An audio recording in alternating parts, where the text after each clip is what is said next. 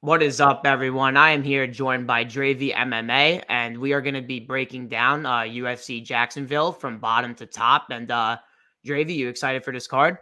Oh yeah, I'm excited, man. It's almost looking like a pay-per-view. It's gonna be some bangers. I can't Yeah, wait. dude, I think a lot of violence on this card too. Like, I love every single fight, honestly. I agree. It's some bangers and some violence, but yeah, for sure. You want to do your results from last week quick? Because I know you had a crushing week Oh last week. yeah, I can do this. Let me pull out just my BetMMA tips. It was a crazy week.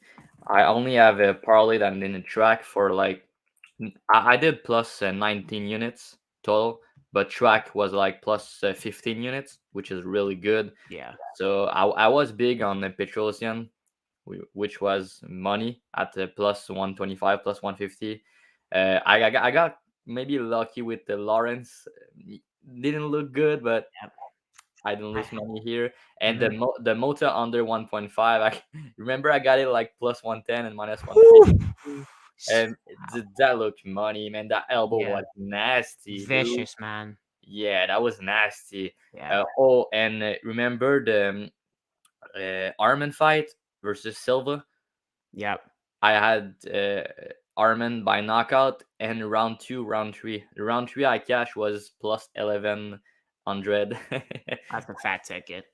Yeah, I Ticket was was like probably also minus 2,000 live too. yeah, I was on a Poga by decision. That decision could go Oh, either way, so I got robbery. plus 325, so I didn't mind it. The over the parlay I cashed on the over for Vettori made me sweat a bit. So I had like the over 1.5, the over 1.5 for Poga and for Cannonier, and the under 2.5 for Torres. It was plus 105. And after that, I got another parlay with the over 2.5 on Vettori. And thanks, Marvin, you didn't get finished because oh my, I was sweating. And Whew. I had Iron chin, man. yeah, bro, that was crazy. That chin is a break, man. Yeah, That it's chin is a crazy. break, dude. So yeah, I had like the parlay with the over 2.5 on the main event, the under 2.5 on both Flick and Torres again for plus 160. And I was on Costa round one knockout, round two knockout, so I cashed that as well. And I also had the fight go to distance for Vettori Cannonier. And man, I need a shower after that because goddamn was sweaty, bro. Yeah, man. I, But it I was don't a know how big he week. survived that. Yeah, it was a big week, bro. It's, some fun fights. The main event was crazy. Cannonier looking so great. Yeah. So yeah, I'm on a crazy run. So I I didn't go too crazy on this card, but I have a good spot that I'm liking as well. So we're gonna keep on track and let's cash again. Hell yeah, man. I mean, I was on the CDL money line and I felt like an idiot. I mean, that was I really loved what I saw on his film, but like just didn't look. He was being so cocky, man. Like he was trying to fight so long, and it's like at the end of the first round, the way he kind of just like had his knees and he was like looked like he was in a football stance or some type shit. I didn't That like that. was Yeah, that was my only money line last week that I missed, but I had the Sabatini and Lucas Almeida under 2.5 and minus 150, which cashed. good bet. I had the Bondar versus Carlos Hernandez fight doesn't go to decision tracked on BetMmaTips. So Did if it I cash? tracked it, no, because it ended in a technical decision.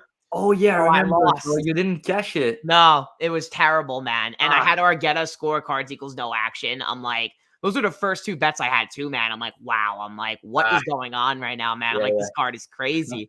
Um, I missed on the Fernandez versus Blada under 2.5 and plus 200. I mean, I beat that line, so I wasn't really mad about it. Missed the sprinkle on Fernandez inside a distance, which third round she came really close. Like I know oh yeah, Couch Warrior had Fernandez round 3 KO at plus 4,500, and I was just like, yo, like he had a shot there, man. It was like it's a yeah. crazy That number. that was close. That was very close. Yeah. I had Dolby's handicap point like three and a half. I got him at minus 155. I that cash pretty easy. Oh, good bet. Yeah, you look Yeah. good. That'll be good. Look good here. The Torres Mata under 1.5 and minus 133. I still thought it was great value. I cashed that easy, which we both did there. Missed on the Almeida KO sprinkle. I mean, he got mauled, man. I also had him most significant strikes on like Bet Online at the end of the first round. My friends were just laughing, man. They're like, "Wow, like you really thought he was gonna go out there and outstrike him?" It was like 93-1. I'm like, well, he has a chance. Like, Yeah, crazy performance. Yeah, I was on the sprinkle. I made a knockout as well, and I was yeah, like, damn. He didn't. I just wanted one clean shot on the chin. He didn't do it, bro. Didn't. Not even one clean shot. That's only what maybe we needed, but no yeah. chance at all. I even had like Costa inside the distance -121 cash with ease. Flick's done. Yeah. Had the under 2.5 in the Mata Torres fight, parlayed with Suzuki and inside the distance. And it's like, I thought Keith Peterson was going to let Silva just die. Like, I mean, Keith Peterson, man, like that He whole almost card. did, bro. Keith Peterson, I'll tell you right now, man, like, I don't know if he's standing there, like, when he at ringside or like if he's going to the back and he's in a locker room and he's got whiskey and everything, like, in his locker. But, like, this dude, he looked fucked up, man. Like, I swear, he looked fucked up on that card, man. Like, he just looked intoxicated. It's always Keith Peterson, but he just really looked off on that card. I thought it was a little crazy. Like, there were so many fights that he was calling, and I was just like, what is this guy doing? Like, I mean, I had Suzuki, and the fight to end by KO, and the Suzuki and Silva fight I had too. Like, I profited 1.8 units tracked, and I hit Hernandez for over one takedown, plus 145. He went for a unit. He cashed it in like the last 30 seconds of the fight. Oh, Palga for half a takedown, cashed with ease at plus 160. that was quick. Yeah. And I had Dalby to outstrike Salikov at -115. So Dalby won me pretty good money. So 3.8 units total, 1.8 untracked and 1.8 tracked, and looking to fire on this card as well. And yeah, we'll get straight into it. With the first fight of the night, we got Cedricus Dumas versus Cody Brundage. I'll start us off here. I think Dumas kind of has a really good chance to knock out Brundage here. I like his 7-inch reach advantage here. Like, what I don't like from Brundage is that he's kind of coming in on short notice, had a full training camp against Vieira, and it's like he hasn't been in the gym, like, training at all for this. Like, he just got the call like 3 days ago. I think it was like, what, 5 or 6 days ago? And I remember tweeting out, I'm like, well, I hope I get Cody Brundage at plus money. Open plus 130. Then was -115. I'm like, all right, I'm going to tape the fight and I'm going to see what happens. Finish taping the fight, and then Cody Brundage is like -185. And I'm like, oh, well, like, this guy never was a huge favorite. He's been a dog in every single fight. Now he's -185 because people don't like Dumas giving up against Fremd, which I think Fremd is actually like a good fighter. I think he's a hard fight, especially on your first fight coming from the Contender Series with not a lot of professional experience. Like, Fremd went out there against Hernandez and almost had him finished, and had like 2 front chokes on Hernandez, almost got him out of there as well. And we know what Hernandez is all about. And Fremd's a good striker as well. Like, what I do like from Dumas is how he closes the distance. Like, he just runs in, throws a heavy left hook, and then just follows with the right hand. And it's like, Brundage is very open to being hit, and especially at range. But I think the wrestling of Brundage is definitely going to be an upside here. Like, I think if he gets one takedown, he possibly can just try to pass the full mount and just elbow this guy out of here. Like, Dumas will give up. I mean, Frem didn't even have a choke on him. It was like about like a 2 seconds. Like, he just tapped out to that choke. Like, there wasn't even a hook in. And yeah, Dumas just gave up. But I like this kid's kickboxing. Like, I think he's a good striker on the outside. And I mean, the under 1.5, I think, was a great bet at like -130, -115 range. But I mean, -150, I just feel like it's a little over the top. Like, a bet that I'm looking at right now is Dumas scorecards equals no action. I kind of want to do the same thing what I did with Argueta last week. Like, I don't think Brundage is going to exploit his gas tank here, man. Like, he's coming in on short notice, and I think he's just going to try to take down Dumas and kind of just lay in half guard, land some elbows, and try to carry on the fight as it goes, because he saw that Dumas can be broken down in the late rounds, but I don't know if Cody's cardio is going to hold up. So really good first fight of the night. I think violence is an answer, and obviously the bookies do too. -500 on the fight doesn't go to decision. On a pick, though, I think I'm going to pick Dumas to win this fight by KO. I see a lot of people just saying that this kid kind of sucks because he lost to Fremd. I mean, Josh Fremd is a good fighter, I think. And like, I don't know, like, Brundage also just going for that guillotine against Rodolfo Vieira. Like, what the fuck are you doing even thinking about that? You're not fluffy. And he wasn't even gassed from all the wrestling exchanges at all. He did hurt him with a right hand, but dude, I'll let you take it away. That the last thing I'm gonna say is Brundage overextends when he throws his right hand, and if he does it here against Dumas, he is gonna get clipped. So I like Dumas here. You got a hot take on this fight? Yeah, I agree with almost everything you said. So I'm on the under 1.5, like you mentioned. I got it at minus 135. So I like this fight. I like some violence for this fight. And I think it's a close fight. So at first it was like a pick 'em, and I was like, all right, it kind of makes sense because yeah, Brundage on short notice. And if you look at it at the tapes, he kind of gassed sometime. Like in the Gore fight, after 3 minutes, he was gassed. That was weird. So I don't think his cardio is that great, and now he's coming in on short notice, and he got bet up to minus 200. I was like, oh shit! So something not something's not correct on this odds. So what I did is that I played Dumas by knockout at plus 325. Only small, but I just want to play it because you say it perfectly because the left hook is nasty from Dumas, and he has some power. He's a big dude. He's fast on the feet. He will be way better at distance. Like his kicking game is good. He has some good leg kick, some head kick. So I think at distance he will be the better striker. I don't think it's close.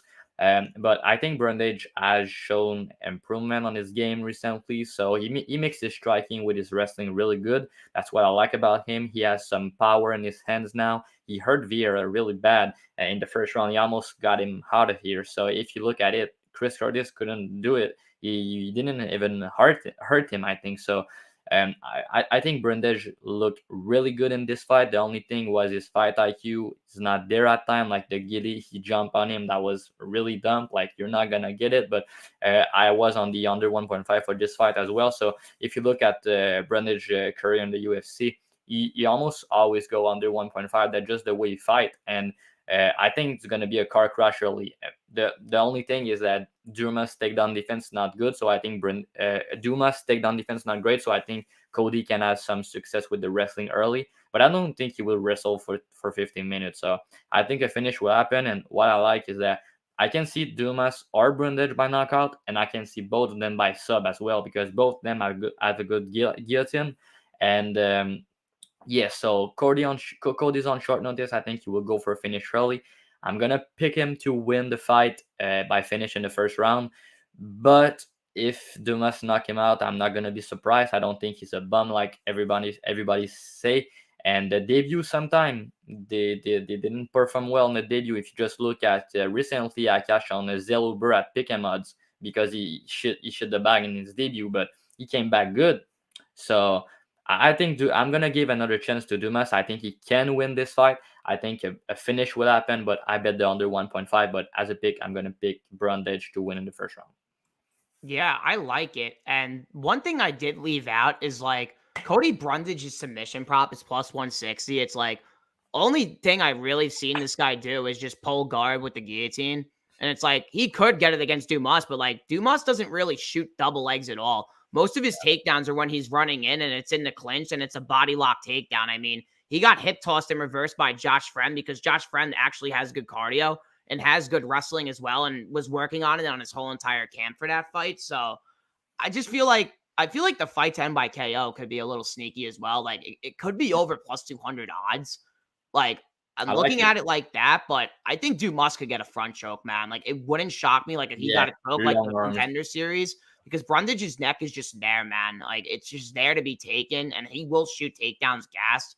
And most of his takedowns are up against the cage as well. So like I think the bigger cage is kind of favors Dumas, honestly. Like he's going to be able to really skirt the outside and land at range. So I yeah, agree. it's a great fight. I mean, I just think the line is off, and we both do as well. So we can move on to the next one though. We got Tarsto Tyra versus Clayton Rodriguez. You want to start us off?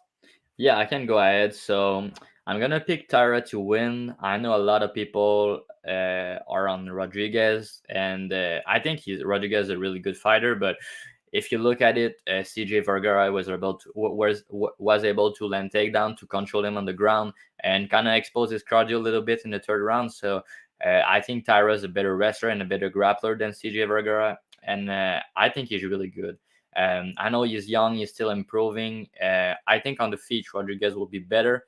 But the way Rodriguez fight, he always do some spinning stuff, some kicking stuff, and I think he will open Tyra for to get some easy takedown. And I don't think he's just gonna strike with him for 15 minutes. So I think he will get some takedown. But the thing with me for this fight, which is very tricky, is over, under, finish, decision. To be honest, I have no idea. I can see Tyra just win a decision. I can see him getting a sub. I can see Rodriguez catch him in and catch him in with a big shot and knock him in out, or just winning a decision. So I don't have any action of this fight on this fight, but I think Tyro's the better overall fighter. I know Rodriguez is good. I think the bet on the opener was like plus 400 or something like that. That was a good bet for sure. But at the line, I'm more looking at. I would like to have a better number still on Tyra. I think minus 200 kind of makes sense to me. So I kind of need a better number than that to play him. So I'm just gonna pass, enjoy the fight, and see how it goes. Yeah, can't really disagree. I think Cledison is definitely the better fighter on the feet. I think he's gonna have more Sure. volume at kicking range. I think Tyra actually isn't really that bad on the feet. It's just that he's very reliant to get the fight to the ground just because he's really been there his whole entire life. I mean, kid is 22 years old. He's making tons of improvements. I'm pretty sure. I don't know if I'm wrong. He could be at Factory X now. I know he switched gyms or something. I could be wrong, but I mean, Candelario was able to reverse him in a couple of sweeps. Aguilar came out there and was pulling guard for that guillotine, and Aguilar does have a really tight guillotine. It was pretty shocking that Tyra didn't tap. Like I thought he was gonna tap out. I I don't know, man. Like I don't really like the look of Rodriguez in that second round against Vergara. Like I know Vergara has a lot of forward pressure, which was like basically making Rodriguez throw more output, which he doesn't really like to do at close range. He likes to just kind of like the fight, move on, win moments on the outside, and use the spinning attacks. And he got his back taken by Vergara, and he did some crazy sprawl. Like he did like an Alves, like the guy Alves who just got cut, like how he did that like crazy like Booker T, like Yeah, yeah, I know like what you're that's what talking about. Rodriguez did. Like it was a crazy reversal sprawl, but I think Tyra is live for a submission here. I think both guys are very live for a finish. Like I'm looking at the under 2.5. On my bookie, it's minus 142. I want to get there, but like I could see Tyra just like winning moments with back control. But dude, I love this kid's ground and pound, man. Like I think the elbows from top, this kid's vicious with them, and he's always looking for a finish. But whoever got on Cledison Rodriguez and got in early, I think it's a great bet. I I don't know, man. I think violence is the answer here. I'm picking Tyra to win. I might bet him inside the distance at plus 110 on Bet Online. I just feel like Rodriguez, with all, as you mentioned, like all these spinning attacks, he gets himself caught into the body locks and in the clinch as well. So I just feel like that's going to be an issue for him here. But if you got an early on Rodriguez, I don't hate it at all. But I'm picking Tyra to win, and I'll pick him to win by second round submission. Um, we got Will saying, Dravy, what's up? What's up, Will? Saying Peak is the lock of the week. Yeah, we'll get to that fight, man. Yeah, Will's a big fan of Peak, so I can understand it. That's gonna be a banger for sure, though. Yeah. Saying he's gonna body Marcel. I mean, I kind of can't disagree. He's definitely physically stronger than him in that bout. Yeah, a lot of people are hyped, man. We got Tiny saying Team Peak, saying love Tyra. I love Tyra as well, man. I Yeah, love he's his good. game. He's I good. Yeah, man. He wins this fight. I think they're gonna give him a top 15 opponent too. I think he's there. Yeah, I think so, and I have a good read on this guy. I was looking at my stuff, and I bet him by sub in his last two fight, and I bet Rodriguez inside the distance against the bum he was fighting last time out. So, Yeah. but I prefer to pass. But I can understand why some people will think he will get a sub, but I actually favor a decision. So my pick is Tyra, but I'm gonna say by decision. I was looking at the line. I think it's plus 240, which is a good bet in my opinion. So because like you said, I don't think Rodriguez will be easy to get to sub. So um, I think he will go to a decision, and a lot of people will get burned on the under. But just my take. Yeah. I don't hate it. Will saying, let's go, boys. Appreciate you, Will. Excited for the rest of the card. So am I, man. Every single fight is great. bangers. Yo, breakdowns are always fire. Thank you, Will. Appreciate you, man. We'll Let's move go. on to the next fight. We got Jamal Emmers versus Jack Jenkins. I like the dog here, man. I really think I took Jack Jenkins plus 3.5 point spread at minus 155. The line's currently minus 145 on Bet Online, so kind of did sell the number a little bit, but I love it, man. I mean, I think the calf kicks are going to be a huge problem. Jamal Emmers is a very slow starter, which I really see in his film. And it's like, everyone's like, oh, he faced Shikatse. He looked good against Shikatse. Like, Shikatse didn't throw a lot of leg kicks in that fight. Like, he only threw 7 leg kicks in that fight. And it's like, almost every single leg kick that he was throwing was stunning Emmers a lot. And it just wasn't a good look at all. And I think Jack Jenkins is a dog, man. Like, I really like his tape outside the UFC. I mean, the kid's good everywhere, man. He has great boxing. He works the body very well. He mixes in the wrestling very well. And, like, just watch this Sheamus fight. Like, I know Sheamus isn't a really good fighter, but, like, what he was doing to that calf, like, the way this guy throws it and the way he lands it, it's just different than a lot of opponents that I've really seen, like, obliterate and use the calf kick to their game. I just, like, Jamal Emmers to me isn't really aggressive enough. Like, I'm pretty sure in the Vince Cachero fight, like, Cachero was even kicking the leg. He was winning moments in that fight when he was doing forward pressure. The guy's playing hooks with Pat Sabatini, and we know Oscar Bob is a fraud. I bet Jamal Emmers in his last fight. I bet his money line at plus 140, and I bet his decision only at plus 135. So he cashed me for 1.5 units. But man, like, laying minus 220 on this guy, like, this, like, he got knocked out by Arosa back in 2018, and then it's like, that just kind of shows me. It's like, well, this guy, when he gets forward pressure, he wants to be at range, and Jenkins gonna pressure him, man. Like, I don't think Emmers really mixes in the wrestling. Like, he does it late, man. It took him 8 minutes to shoot a takedown on fucking Shikate, who was literally just there to be taken down the whole entire first round. Cormier's like, when is this guy going to shoot a takedown? And he didn't do it. So I kind of like Jack Jenkins here. I like the spread a lot. He's plus 180, and I don't hate it as well. I'm picking Jenkins to win this fight. I think his KO's live, and I'm probably sprinkling KO2 and KO3. I think he leg kick TKOs him, man. Damn, bro. That's a good take. You make me excited for this fight. And I was with you. I bet Emmers in his last fight. I got it plus 130, and that was like one of the good bets on the card on this card. So I was looking at this fight. I was like, oh, I hope I'm gonna get a good number on Emmers because of the hype of Jenkins. So he was around like minus 160, and I was hoping to get minus 125, minus 130 ish, so I can bet him, but the line got the other way at the minus 200. I was like, oh, okay, yeah, I'm just passing because I think he will win. I think he's better at distance, but I see what you see with the leg kicks. I think his leg kicks really good, but at the same time, he could have got a finish by leg kicks in his last fight, and he didn't go for it. I think his fight IQ was a bit questionable in this fight, so I don't think he will get a finish if he win. I think there's going to be a decision, a side or another in this fight. I think it will be close. So I think the values on Jenkins, like you said. So I don't mind your bet at all. I think he can win one round for sure. So I think that's a really good bet.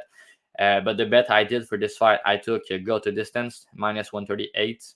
And yeah, I like it. I think it will go to a decision at a really high clip. I will be surprised if there is a finish. As a pick, I'm going to pick Emmers by decision, but I wouldn't be surprised if Jenkins win. That's why I play the go to distance, because I don't want any side in the decision with close. With the judges, I prefer to have a go to distance. So yeah, this is a good fight, though. Yeah, I don't hate it. I mean, that was my original look on the fight until, like, this Emmers money line, it just keeps getting smashed. Like, Jenkins was sitting at plus 185. Like, as soon as I bet the plus 3.5 spread and posted it on my Twitter, like 15 minutes later, it moved to minus 145. And I'm like, oh, well, look at me, man. I'm like, look at me. But I mean, dude, I still love it, man. Like, I think these leg kicks are going to be killing him, man. Like, especially knowing Jack Jenkins knows that Emmers has a huge metric advantage here. Like, I forgot to mention, this guy has a 6-inch reach advantage here. And the one thing about Emmers, like, I can't say it anymore, is he's good everywhere in the octagon. He's just not great anywhere, man. He's not great anywhere. He just doesn't excel in one spot, like, at anything. Like, I don't know. He's just not great anywhere. He's good everywhere, but he's like a good fighter, but he's just not great in any location to where, oh wow, he could utilize this every single time in every single fight. That's just kind of how I look at Emmers, but he's a good fighter though. Yeah, I agree, but don't Yeah. you think the same can be said for Jenkins in the sense that like he's good everywhere, but he doesn't excel at any place? I Don't think you he excel. I think he excels on the feet like a lot. Like really? I really I love his striking. Like I I, love how he throws I his love his hands. striking as well. Yeah, Yeah, I love it, yeah, especially the calf kick. He's really yeah, dude. precise with it. But I just didn't like the fact that he had the leg kicks knockout last fight out, but he Yeah, he he took didn't it. go for. He took it a little easy, which did shock me a little Yeah, bit. maybe, But maybe. yeah, but he was winning. He was winning a whole lot of that fight though. Like if he loses the Yeah. first round here and he starts obliterating the calf, like I don't know. I think the KO's live late. We got Joe Mar saying if I said it right. If I said it wrong, I'm sorry. We got Dumas first fight of the night, hometown. Yeah, man. He's gonna go out there and he's probably gonna go for the kill. We got Will saying only reason to be worried about the hometown cards is they just swept in Canada. If they sweep again here, people will be screaming rigged. Yeah, man. I mean, Canada, man. I mean, you were My definitely play, happy brother. about it, man. I know you Yeah. were. Did you do like a Canada parlay? I saw someone did one for like 50 and won like No, but I 2 wish grand. I did. I Yeah, wish I did, but yeah, I was high on Mike Malott to get a submission, so yeah. I called that. I had it perfectly, but that was a great card. I know a lot of people were shitting on the card because the name value wasn't there, but Yeah. man, that was a good card, bro. Yeah, And it was a great card to watch. yeah, One of my like more worst betting cards of the year though for me, but enjoyed watching the card. I really did enjoy it. Um Tafa X Jenkins parlay for UFC 293 sweepstakes I don't hate over it. all day here. Yeah, I mean, Yeah, I I don't like the over as well. I really like. I don't hate it at all. Especially you got minus 138. Like that's a great line. Like I Yeah, love that thank you. line. I don't see Emmers finishing Jenkins. Jenkins might struggle with range. Yeah, Possible. especially if he can't close it early. He definitely will at that 6-inch reach advantage. Sicky MMA saying, "What's up, boys? What's up, Sicky?" Make sure everyone go follow Sicky MMA on Twitter. Definitely the biggest John Jones fan on Twitter. So make sure to go check him out. Does YouTube content as well. He's on TikTok as well. So yeah, make sure you guys are checking him out. I made 25 bucks off a quarter all Canadian parlay. Was awesome. LOL. Hey, good for you, man. You definitely cashed big, and I hope you got a Good nice dinner cash. with that. Yeah, good cash, man. What's up, Danny? Hey, prop Dr. Sneaky in the house. Hey, what's up, man? You in my Discord, always in my Discord, and always on Twitter as well. Always supporting me on my YouTube as well. Appreciate you being here, man. Can move on to the next fight. Let's see what we got here. We got here we go. The people's main event. I know the chat is definitely hyped for this. Trevor Peak versus Chipe Marcel. And yeah, take the stage, man. Yeah, that's gonna be a banger for the time of last. That's what I'm gonna say to start it off. But man, the thing I'm gonna say as well is that Peak is now full time in MMA. He wasn't full time before it, and it might play it might be a factor for this fight. But I was looking at the tape for the guys fighting Marisol, and I think he's good. He's good everywhere. I don't know if you watched the fight against Sabatini, but his grappling is really good.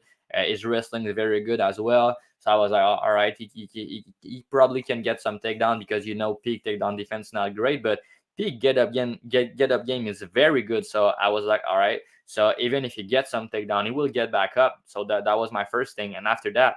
He loves to bang as well, Chepe. He will swing with him. I'm pretty sure he will. I was watching his tapes and I was like, oh my, okay, that's gonna be a car crash early. I think both guy will go at it, but we know Peak's not the most technical guy, so of course Chepe will be the more technical fighter. But I think Peak has more power. But I think the difference and I kind of look at this fight maybe the same as I was for Torres and Moda. I think Chepe is the better overall technical fighter. He has like the better wrestling, the better grappling. He's more technical. He has fought a really good competition on the regional with like Bryce Mitchell, with like Gillespie, um, Steve Garcia. He fought a lot of people, Sabatini as well. So he has a lot of experience, but he's the better overall fighter, but he's on short notice and he was fighting at featherweight, so he's gonna be up a weight class. He's gonna be way bigger. And when I was saying I compared this fight with Torres and Mota, Torres was one bigger, and he was also both guy has the power, but he was the more durable guy. So I think that's gonna be the story of the fight. Peak will be more durable, and we have seen Chepe get knocked out on the regional, and I think it will happen again here, especially at 155. I think he will go back at 145 after, and he will have some success in the UFC, I think. So the play I did, and I completely missed the line on this one. I hammered the under 1.5 at minus 220. You know, I don't miss the line often, but I play it to win one unit. So when the line go all the way back, I was like, all right, so some cycles are playing the over on this fight, bro. What am I missing? So I run back some tapes. I was like, okay, so that's just crazy. So the line got back to minus 140. Minus 140. So I put another unit on it. So that's my biggest bet of the card. So I got 2.2 unit to win one at minus 220, and I got one unit at minus 140. So I think someone will fall. I think it's gonna be Peak that get the knockout in the first round. I will be surprised if this fight get to the second round, to be honest, because they will just bang and Peak would just throw a maker and go for the kill, and I think he will get the kill. So Peak by first round knockout. Dude, this fight's gonna be a fucking war, man. Yeah. This fight is gonna be a war, man. I mean, after I tape it, I'm looking at the under 1.5. It's minus 220. Open minus 245. I've never seen an under 1.5 that juiced in a lightweight fight before. I mean, the last time, guys, I've seen an under 1.5 like that is Almeida versus Rosenstrike. Like, it's basically every single Jailton Almeida fight is how they price unders like that. And in a Trevor Peak versus Chipe fight, they placed it at minus 245. And I see it this morning, like when I'm going to work, and I'm like, minus 125. Minus 125? I'm like, yeah, give me that all day. Put a unit on it, which I absolutely just love. Getting that number was, I mean, it kind of made my day, honestly. I'm not gonna lie. This is man, Chipe's gonna run out there like he's on crack. So is Trevor Peak, and especially now that they're in front of a crowd. These guys haven't been in front of a big crowd before. UFC Jacksonville, the crowd's gonna be coming in. We're at the fourth fight of the prelims now, and these two, man. I mean, Chipe could definitely mix in the wrestling. He definitely could. I don't think his submission game is bad, but I mean, dude, go watch the Garcia fight, man. I mean, Steve Garcia was beating the crap out of him. He couldn't even actually finish him. The referee, it was a standing TKO that shouldn't have been ruled a finish, which I'm like, it was a terrible stoppage. Terrible stoppage. I mean, yeah, I'm shocked that referee didn't get shit thrown on him when he was walking out of there. His last three fights, man, he comes out there, he swings, he bangs, and he'll swing till anyone drops. And same thing with Trevor Peak, man. The Eric Gonzalez fight, I had the under 1.5 and minus 105. Beat that line completely. Thank you, William Hill, for that gift of a line. I mean, he was getting taken down that fight, but he was getting up. His get-up game didn't look bad, but I think Chipe is kind of a better wrestler than Eric Gonzalez, I kind of think. Like, Eric Gonzalez doesn't have bad wrestling, but I just feel like Chipe, with more fights on his resume, more amateur experience, he implements it pretty well. I think Peak's going to be able to get back up. He's walking up weight on short notice. I think he took this fight, like, could have been 4 or 5 days ago, just when Cody Brundage took the fight as well. Dude, under all day, man. I mean, minus 150, like he's saying it's minus 165 on DK. I don't hate it, but the one thing I'm gonna say right now is Chipe's tough as shit. I mean, he can eat a shot to land one, and that's basically his game plan. But like, dude, you can't be trading shots on the feet with Trevor Peak and think you're gonna get away with it. Like, man, it's gonna be a war. I love the under. Like, you got it at minus 220. Like, you possibly could be safe. Like, if anything, honestly, I would take Trevor Peak round 2. I think it's like plus 800, dude. I think that's out of round 1, man. It's intriguing, man. Like, it's a number that you're gonna sweat, but like, dude, I think him after it alive in the first round, like, he possibly could be a favorite. I know he exploits his gas tank pretty heavily, but the heavy shots could be adding up into the second round. So, dude, I'm going to take Trevor Peak round 2 KO. I think it's like plus 800. Like, I don't hate that line at all. What do you think about that? It got bet down. It was plus 800. It's now plus 575. Yeah, missed it a little bit there. Okay. That's still good, but it's not Yeah. that bad. So yeah, if anyone's like very confident on peak, what you can do is peak round one knockout, like 1 unit, and peak round two knockout 1 unit, so 2 units out of that. That can also be a good look. So Yeah, Will saying Peak landed 3 takedowns versus Worthy, and a Marcel is a featherweight. Peak will be way stronger. The problem I have, Will, with those takedowns is like there's just no technical like yeah, ability behind him. Like he basically just kind of picked him up over his head and was like throwing him down. But yeah, he's definitely gonna be stronger than him. I Like agree. I think he could get a takedown. I think it's possible, Yeah, especially when he clinches him. Maybe yeah. over half a takedown could be like something I'd maybe take a poke at on Bet Online if it's like ridiculous odds. Yeah, because Chippy takedown defense not It's very not good. good. So No. yeah, Yeah. I've seen him taken down multiple times on tapes, but it was against good wrestler. But I wouldn't be surprised if this fight they're just gonna strike for like 3 minutes and someone gonna die. I wouldn't be Oh surprised yeah. either. So, but I think Chippy can land takedown pretty easily, to be honest, because I don't rate peak takedown defense at all. But his get up game I think is very good. So, Yeah, but it is. he gave up his back when he tried to get back up to get up. So maybe Chepe can get his back, but I think a car crash will happen early. So the under 1.5 is the money in this fight, and I think like it's that type of fight where the fight doesn't go to distance like minus what Minus 400 on Bet Online, which I think, I mean, if you could parlay, fight doesn't go to yeah. decisions on that book, that's parlayable. Yeah, I agree. So why not bet the under 1.5? Because Yeah. sometimes like some fights there's a finish, it come early and it always come under 1.5, or not always, but most of the time. So I realize that sometimes I love this under spot. I'm really good with them, so I think that's gonna Yeah. cash. Yeah, same here, man. I mean, I professionally bet violence, man. I love getting the unders, man. I always try to get the best odds on them too. Yeah, we can move on to the greatest haircut in UFC history. We got Zagla Zamagulov versus Joshua Van. I'll start us off here. I really like this Joshua Van kid, man.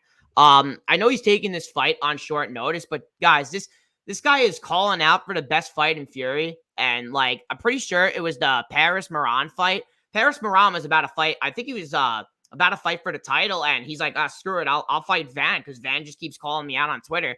Van went out there and basically just destroyed him. Van's takedown defense is definitely questionable. He can be taken down. His takedown defense is like doesn't have a lot of resistance. Didn't look that bad against Cleveland McLean in his last fight, and Cleveland McLean like has a lot of like body mass, especially for like 125. Definitely has bigger body mass than Zamagulov. And Zamagulov with his takedowns at the UFC level, I understand this is like higher level competition, but he's 6 of 31 with his takedowns. And he's only getting like 6% of control time when he's in these positions. So he's not really controlling anyone on the ground. But if he could control anyone on the ground, it can be Van. But guys, I know this is a Zamagulov fight, but I really love the fight doesn't go to the distance, especially at plus 135. I bet it's small, only 0.41 units. I think Van's going to bring the pressure out of Zamagulov, which is basically going to make him fight. Like, Zamagulov will throw bombs heavy close. Like, he was landing good against Johnson. I had his KO. I had his KO won at like plus 3,600 in that fight. Like, I swear they had it plus 3,600 on FanDuel, and it came very close to cashing, I think. He hurt Johnson in that fight. And yeah, this is a huge step up for Van. It's short notice. The guy's definition of kill or be killed. I mean, he's never went to the third round ever in his whole entire career. Amateur, he has been to 2 decisions, but those are only 9-minute fights with 3-minute rounds. And it wouldn't shock if Zamagulov could submit this guy. It wouldn't shock me if he can get his back. But dude, I like the fight doesn't go. I think Zamagulov is honestly very live to knock him out. Like Van is tough. Van does show like some durability, but he gets hurt in his fights, man. And he kind of just bounces back. Like, and I know Zamagulov throws heavy. He kind of slows down late, but dude, I think people are going to be shocked with this Joshua Van kid, man, because he's very high volume. He has a great kickboxing game. He throws heavy hands, and he will eat one in order to land one. So I took a shot at the fight doesn't go to decision at plus 135. I really like the read. And I just don't think I think Zamagulov is just he got the Patty Pimlet haircut, but like I think this guy's sick and tired of going to decision. I mean, seriously, like how can you not if you're this guy? Like, why do you want to keep going to decision? The guy does pack power as well. Like like this is a huge step down in competition. Like for him as well, from fighting like the top 15 guys. Like Albaji's ranked what, 4 now? Johnson's not a bad fighter as well. So it's like, yeah, give me the fight doesn't go to the distance. And I think Molina's a good fighter as well. He won those fights, man. He should not be 1-5. The guy should be at least be 3-2 in the UFC. But yeah, I think this is a huge step down for Zamagulov. I think he should get the job done. Could mix in some takedowns. I'll be looking at his takedown prop on Bet Online as well. Hopefully it's a 1.5 or a half. I mean, that would pretty much be a gift, I think, because Van's takedown defense is pretty shit. But yeah, I like the fight doesn't go to the distance here. All right, I think that's a good look. Yeah, I don't have a really good read on this fight, to be honest, but we know Zagas at this point. He's a good fighter, but he always fight close with everybody. He can't win a decision like clearly. Even on the regional, you can see he was on some close decisions. So I'm looking at the age difference also, and he's yeah, we'll just say it. So Van's 21 and Zagas 34. So yeah, there's that because I've seen just a couple of things with Vance, and he looked like a guy that will make some improvement because like the only thing I noticed that his takedown defense not very good, and you just said it. So I think Zagas can land some takedown, but at the same time, if you like violence, like I did the Van striking look good on tape. So I only watched like maybe one fight, so I don't have a strong read on it. So I'm gonna pick Zagas because of the takedown defense aspect. I think he has more experience, and I think he's a decent wrestler. I think he can get some takedowns. So, but either way, I think it will be close. So if you like violence here, I think you can mind the judges. So I wouldn't bet Zagas because like I mentioned, he fight close against everybody. Even if that's a step down, he still will fight close with him. I think so. Yeah, and I with his new haircut and stuff, I know people love him, people want to bet him, but I can't bet this guy at chalk. I just can't do it. So Yeah, same here, man. Especially minus 200, man. It's like, dude, I don't hate his KO. I swear, I think his KO is very live at plus 700. Like, I think if he knocks this guy out, it's in the first round. Like, I think there's a really good shot that Zamagulov can knock him out here. It's a huge step down, man. The guy has power. Like, the guy can hit. Like, I know it doesn't show it on his resume, but the guy's facing killers, man. And just look at his regional competition as well. It's really high level, honestly. yeah. Will saying, how should I hedge peak? You know a way to hedge peak? Because I mean, just the under 1.5, right? Yeah, maybe I will play the under 2.5 in a parlay with something you're very confident, and I have this with a parlay. I can give you mine. I parlay the under 2.5 on the peak fight with the under 2.5 on the Brendan Allen fight, and the under 2.5 on let me check just to be sure on the Brundage fight. So it gave me plus 131. So maybe it can be a way to play it because I think a finish will happen a way or another. But if you're confident in peak, maybe no need to edge it. If you're confident, you can trust your read. I remember you cash him last time out as well. So maybe you can ride with him, but the under 2.5 or the under 1.5 will both cash in my opinion. So maybe you can parlay that or play that single for the under 1.5. I think it's still around minus 150 right now, which is crazy. Like I capped this at like 75 implied under 1.5. So yeah. He's saying Zamagulov has 66 minutes in the UFC cage compared to Van. Yeah, I mean, this is Van's first UFC fight, so it's definitely a big step up for him. Split decision for the win. I mean, oh my god, it's live in every single Zamagulov fight, man. I mean, if you can get the fight to end by split decision, anything higher than like plus 450 in a Zamagulov fight, I mean, it's just worth it. I mean, it's definitely worth playing. KO is def live. Zuma will be way stronger. Yep, he definitely. Yeah, he was cracking Johnson, man. Like as I said, man, I had the round 1 KO and had a little sprinkle on round 2. Like it had its moments, man. Besides every single foul. I mean, the fight took 30 minutes with all the fouls and all the nut shots from Johnson. I mean, it was to a point where Zamagulov is just like he couldn't even fight. He was just like, I gotta stop for a second and just hold my nuts. The under, yeah, Yeah, the under is money, bro. The under is money. Yeah, the under's money in that fight. I mean, I still can't believe now, man. Like minus 125. It's like I don't know what the fuck happened. Like I'm still shocked. I woke up this morning and that under 1.5 was it was close to pick. Yeah, It was just what the dude. Someone must have bombshelled over. bro, I don't get Yeah, it.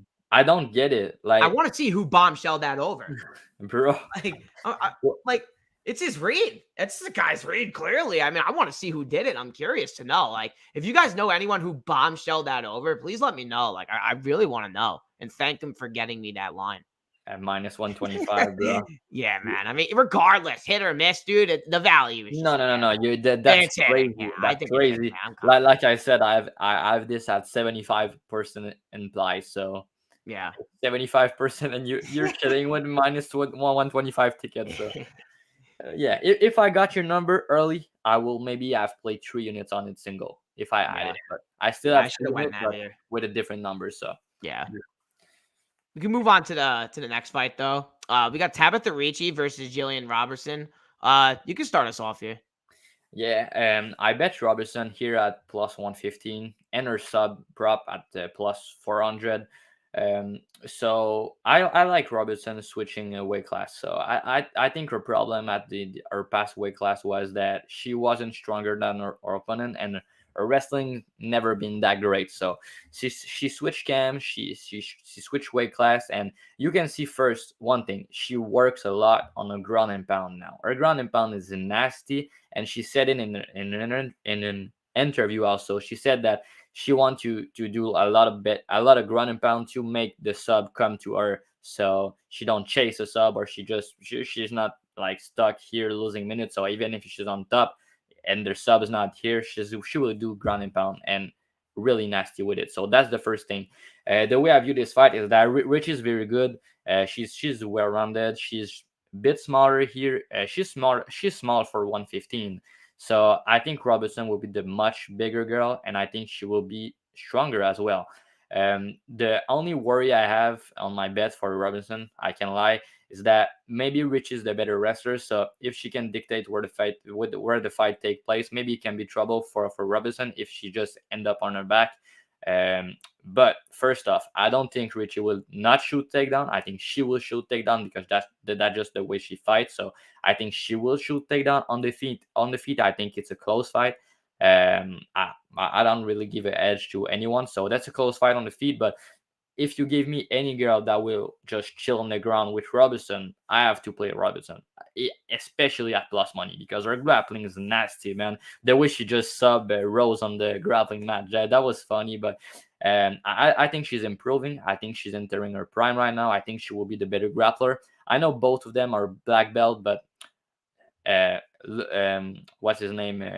Lucas Almeida was a black belt to Pat Sabatini, if you remember that. So the way I view this fight is that both are black belt, but Robertson has the finishing. What's up, dude?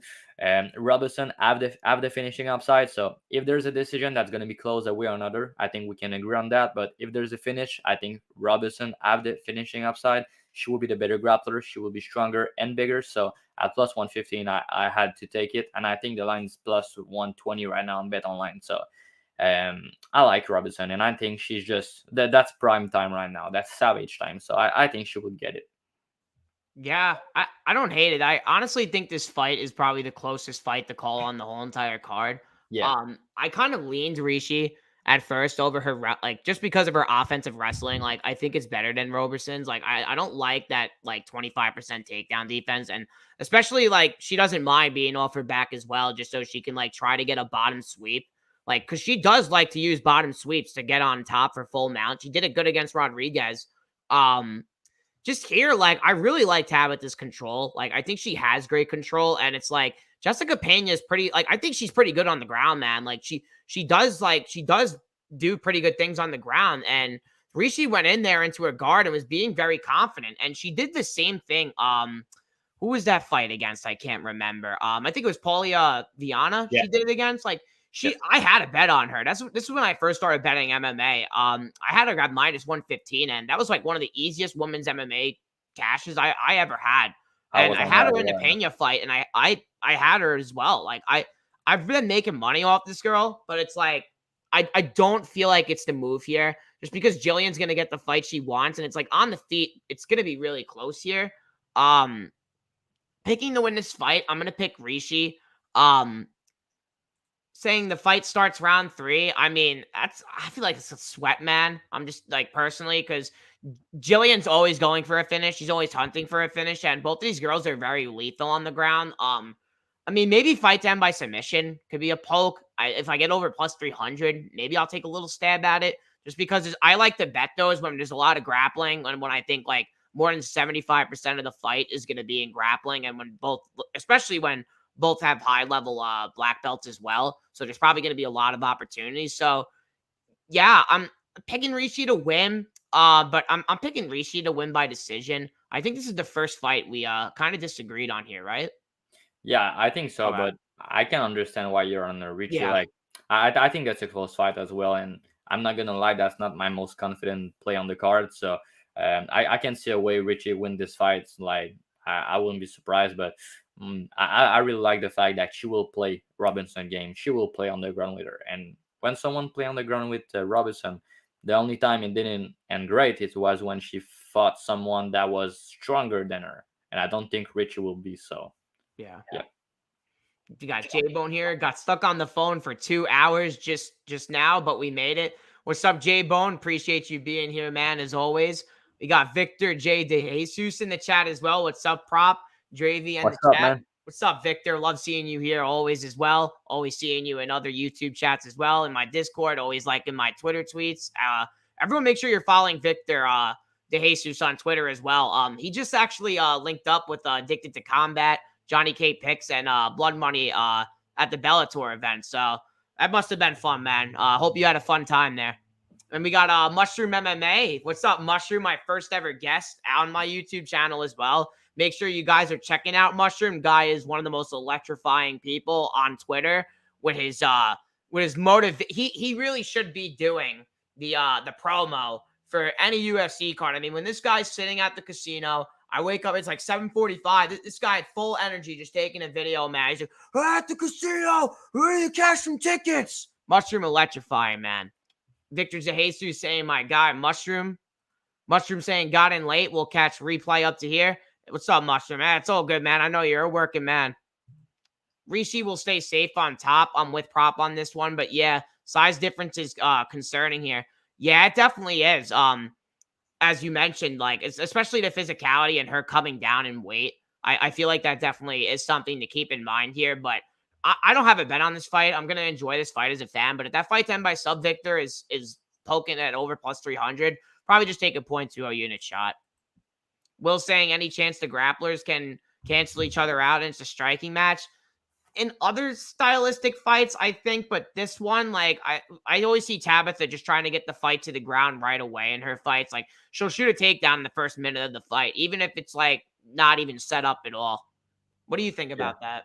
Yeah, I know sometimes that happen, but I don't think Richie will just change her style, and I can't see this fight being a 15-minute striking fight. Like I can see it. So maybe it will cancel each other out at some point, but I think like at least 50% of the fight will be wrestling or grappling. So All right, so we can move on to the next one. We got Mateus Rebecki versus I'm gonna screw up the first name. I'll tell you one thing, I'm terrible with names. I Versus am as Luik well. versus Luik. I think it's Luik Razabov.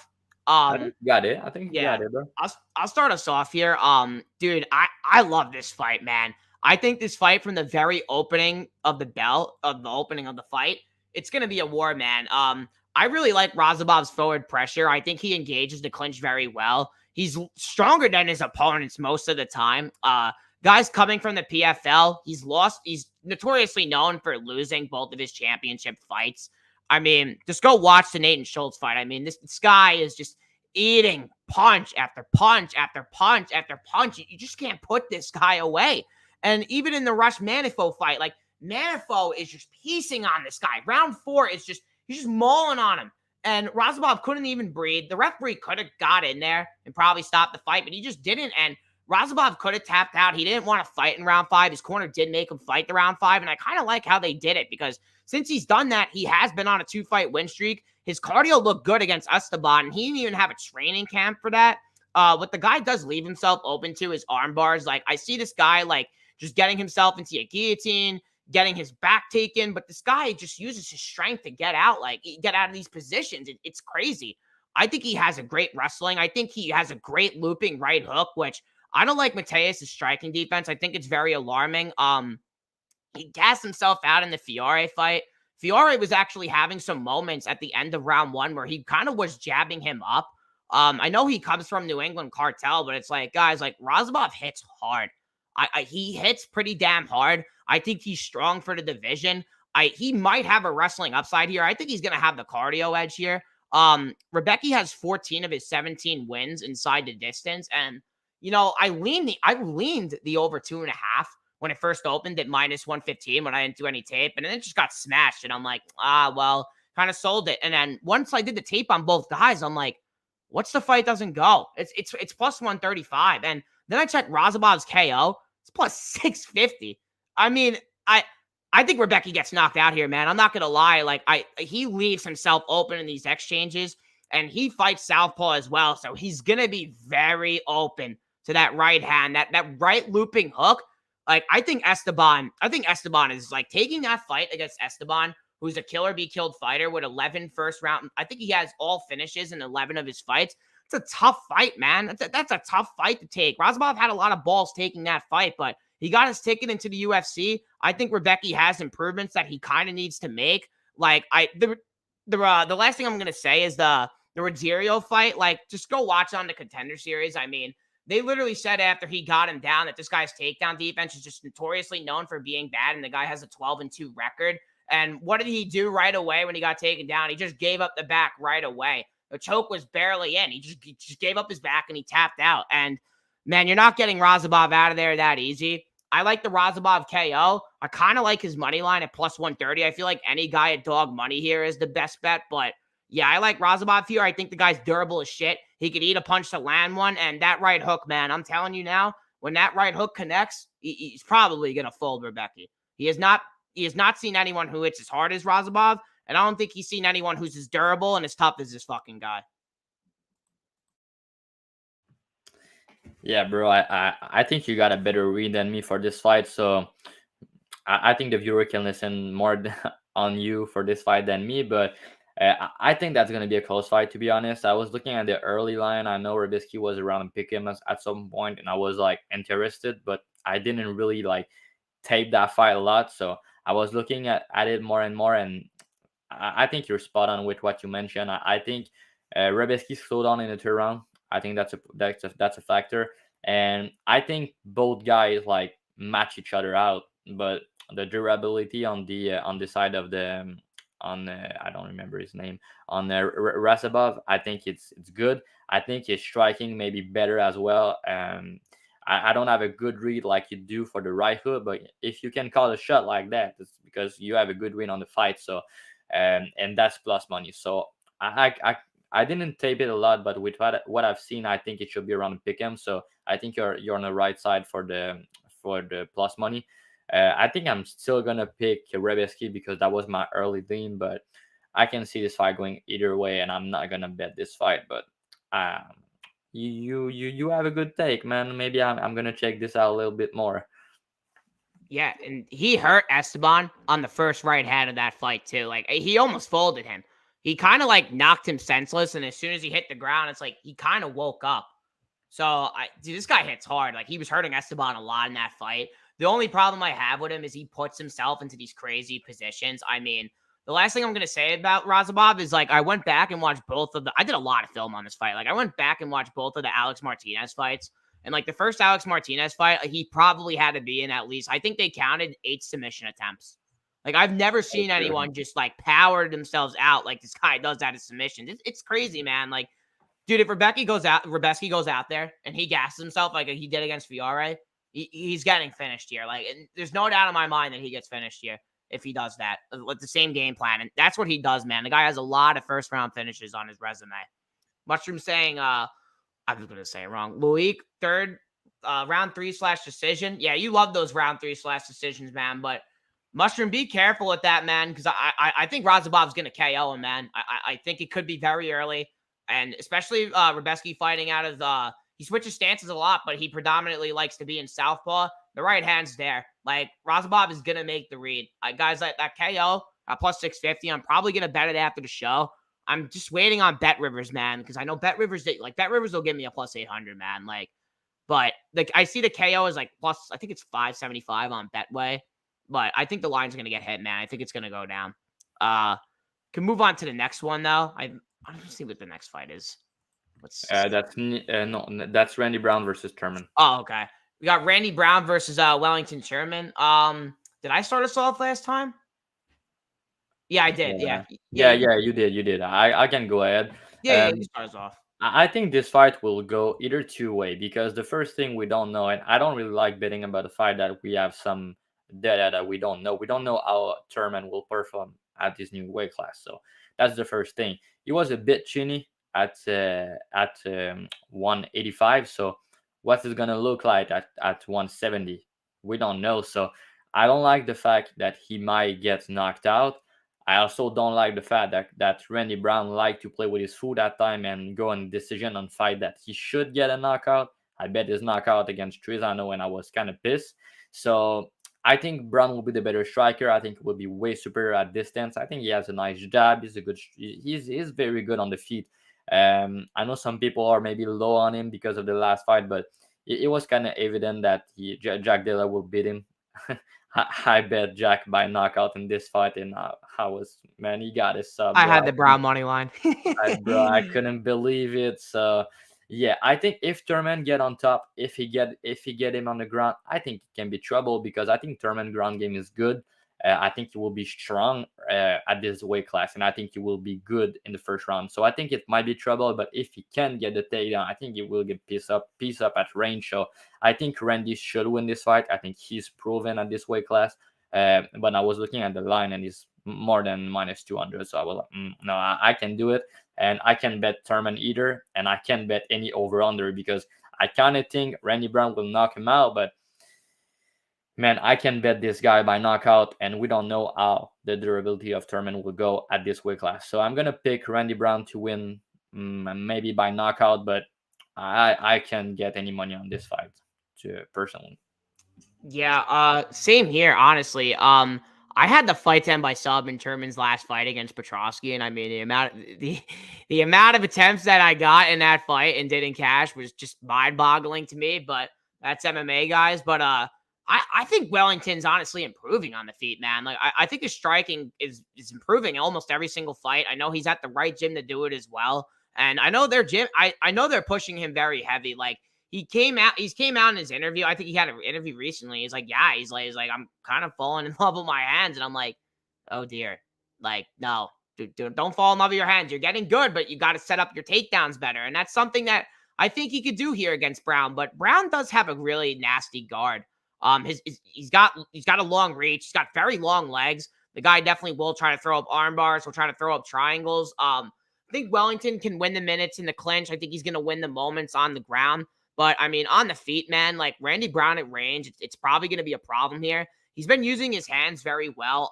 Like kind of to show you guys how high I was on Brown. Like I bet him at plus 265 against Jack Della Molina. Like I thought it was looking good until he got blanked by a right hand and just flattening, man. And like he looked like one of those car things when they're outside and the wind's just blowing them around. Like that's what Randy Brown just like he looked like there. But yeah, this guy's a good fighter, man. It's just like minus 215 on Randy Brown. It's like, nah, man. I'd rather pass. I'd rather watch this fight for fun. But if I'm gonna pick anyone to win this fight, it's probably gonna be Randy Brown. I was tempted on the under 2.5 at opening odds at plus 115, and I kind of just got smoked. So I'm like, I'm probably just going to pass, probably just watch this fight. Yeah, I'm going to pick Randy Brown to win, but not really a hot read for me here or a hot take at all. DK doesn't have any props yet for the undercard. Was wondering how long it would take. Yeah, they'll come out with them tomorrow. It probably start at like 6:15 a.m. Eastern time. That's when they usually like drop them on Thursdays. They drop all their props. They drop one prop for the main event every single Tuesday. Then they'll move on to Wednesday where they'll drop the whole main card. and then they'll usually take their time and then think of the prelims that they're going to drop, because they kind of wait for Betway to drop their odds, and they kind of indicate the lines a little bit. So yeah, that's when they usually wait. I know FanDuel's always the last one too. They're always late Thursday and then Friday as well. Bet Rivers though, Bet Rivers guys, if you guys have access to Bet Rivers, they will give you the most juiciest lines on any prop, like, and they will screw up the props as well. We can move on to the next fight. We got Neil Magny. Can't wait for this one, man. I get a shoey bet on this one. We got Neil Magny versus Phil Rowe. Yeah, I'm gonna start us off here. I know people aren't gonna like it, but man, I'm on Rowe. Like, I think Rowe is gonna finish Neil Magny, man. I just don't like Neil Magny's chin recently, man. Like, like every time, like, he's just striking and it's up against the fence, the guy's getting hurt. And Phil Rowe does have hands. I know the takedown defense is alarming. He doesn't mind being off his back. And I've been hearing someone say that, like, Dumas is working on his takedown defense with Phil Rowe. And I'm like, oh, what the fuck, man? I'm like, who wants to train with Phil Rowe and have Phil Rowe train you to work on their takedown defense? Like, I mean, if that's true, then damn, man. I mean, I know they're both from the same town as well in Florida. So that could be true. I forgot who said it. So if you guys know who said it, let me know, because I don't want to shout him out for it. But yeah, Neil Magny facing the way better competition. He was getting hurt against Max Griffin a lot. I know Max Griffin has like really heavy hands, but Magny fought his way through. I think Magny is just, if you're betting Magny, it's like just bet him by decision. It's plus 110. I don't see him finishing Phil Rowe here. It could be late, but I mean, I don't think Phil Rowe's cardio is bad, man. Like people are saying, like he's fought through adversity and he's done it in one round 3. Like, guys, Nico Price, the pressure that Nico Price brings, like, I understand he's not technical at all. He doesn't shoot takedowns, and but guys, he was throwing a strike in almost every single 2 seconds of that fight. I think he attempted over like 254 significant strikes, up to the point where Phil Rowe got him up against the fence and was finishing him. Yeah, I lean the dog Rowe here. I have a shoey bet with Cody Blood Money MMA Bets. So yeah, I hope Rowe wins, and I think he will, man. I haven't bet him yet because I hate his line and I hate his KO prop. I don't hate his KO prop, but I wanted to bet his ITD, and it's like it's plus 215, and I'm like, really? Like, you're giving me plus 215 compared to his money line at plus 140? Like, I thought they would be giving plus 300 or something, man. But yeah, I'm picking Rowe to win this fight. No bet for me here, though. But, dude, I think this KO's live, man. I think KO 1, KO 2 is the way to bet Phil Rowe here. Yeah, I normally have a good read on Neil Magny. I bet Burn by sub last time out. I almost bet Magny versus D-Rod at Pick'em, but I passed. And I bet Shafkat inside the distance, and I bet Magny by decision against Griffins. So I was looking at this side, and I was like, oh, that's another easy Magny decision bet at plus 110. Like you said, I think that's the way I will play him if I did. But I didn't. First of all, because Rowe can match his reach, he can match his size, and he has the power. So normally Magny just chilling at range, chilling in the clinch. I think it will be hard to do what he normally does at range with someone that has the frame like he does and not the power with like Rowe. And Magny has been finished a couple of times, but he normally win the fight that he take a step down in competition. So I think he will win a decision, but I think it will be some moment that it will be stressful. So I don't mind you to pick Rowe, because I think that's mostly gonna be a close fight. But I was looking at two things. First of all, I was liking the early line on Magny. I'd pick him, but I passed on that, so I missed the line. And I like the decision prop at plus 110. So, but there's danger. There's finishing upside on the Rowe side, which I don't like against a guy like Magny, that his chin can be questionable at times. So, and the fact that they both have the same frame, with Rowe being more powerful. So I'll still pick Magny to win by decision, but I'm not going to bet this fight, because if Rowe catch him, it wouldn't surprise me. But if Magny win a decision, I think that's more likely. But I still I can't really bet him. So yeah. Yeah, and it's like I think Rowe, like, if it's gonna be, I think it'll be second round, if anything. Like, I feel like if Magny gets the body lock and he gets the takedown, could possibly just win the whole entire round there. And I like this play. Sicky MMA saying he has the over 1.5 and Magny minus 105. That's a terrific way to play Neil Magny if you want to play Neil Magny. That's a great bet, Sicky. You probably will cash that. I mean, I like Rowe to win the fight, but like if you guys like Magny, that's definitely the way to play him right there. What do you think about that? Yeah, I think that's a good idea. I think I sent you on Twitter a Magni over 2.5. I think it was like plus 115 or plus 120 on bet 365. So I like this one over 1.5 Magni minus 105. So yeah, I agree with it. If I were to play Magni, by the way, I was looking at on bet 365. They have it Magni over 2.5, and I think it was plus 120. So yeah, that was what I was looking at. So I like the over 1.5 for sure. Yeah, that's a great call. Mushroom saying Magny's been finished at 9 of 11 losses. Yeah, it's alarming, man. I understand they're high level, like it's Rakhmonov, then it's Burns, but like even when Neil, like I know Jeff Neal hits hard, but like when he was not throwing any volume, and like when they were at range and whenever he was touching him, Magny was getting lit up, man. He was just getting lit up. Like I like Matt. If this fight was in the Apex, I probably would be on Neil Magny heavy. Just because he can get whenever he gets the fight up to the fence, that's when he excels, man. Like I feel like it's gonna be harder for him to close range, and especially if Rowe can start popping him early. I just wanted to be safe as Rowe gasses so Magny could sub or something late. Yeah, like I forgot who called it. I know someone had him sub 3 against Rodriguez. I think it was like, I don't even know what the line was, but I know, so I forgot who it was, but I know someone had him sub 3 against Rodriguez, and it was like over plus 7,000 or something. I wonder what it is here. Yeah. Oh shit, yeah. Yeah. But because if you look at it, Magni grappling is good when he can be the one dictating the grappling, but he's not good like on bottom against good grappling like Burns and Shafkat. So that's the thing about him. So he's really good in the clinch. And I'm gonna ask you a question, and I don't know if you know the answer, but can you guess the record of Neil Magny decision, like in his entire career, without looking at the stats, compared to Rowe?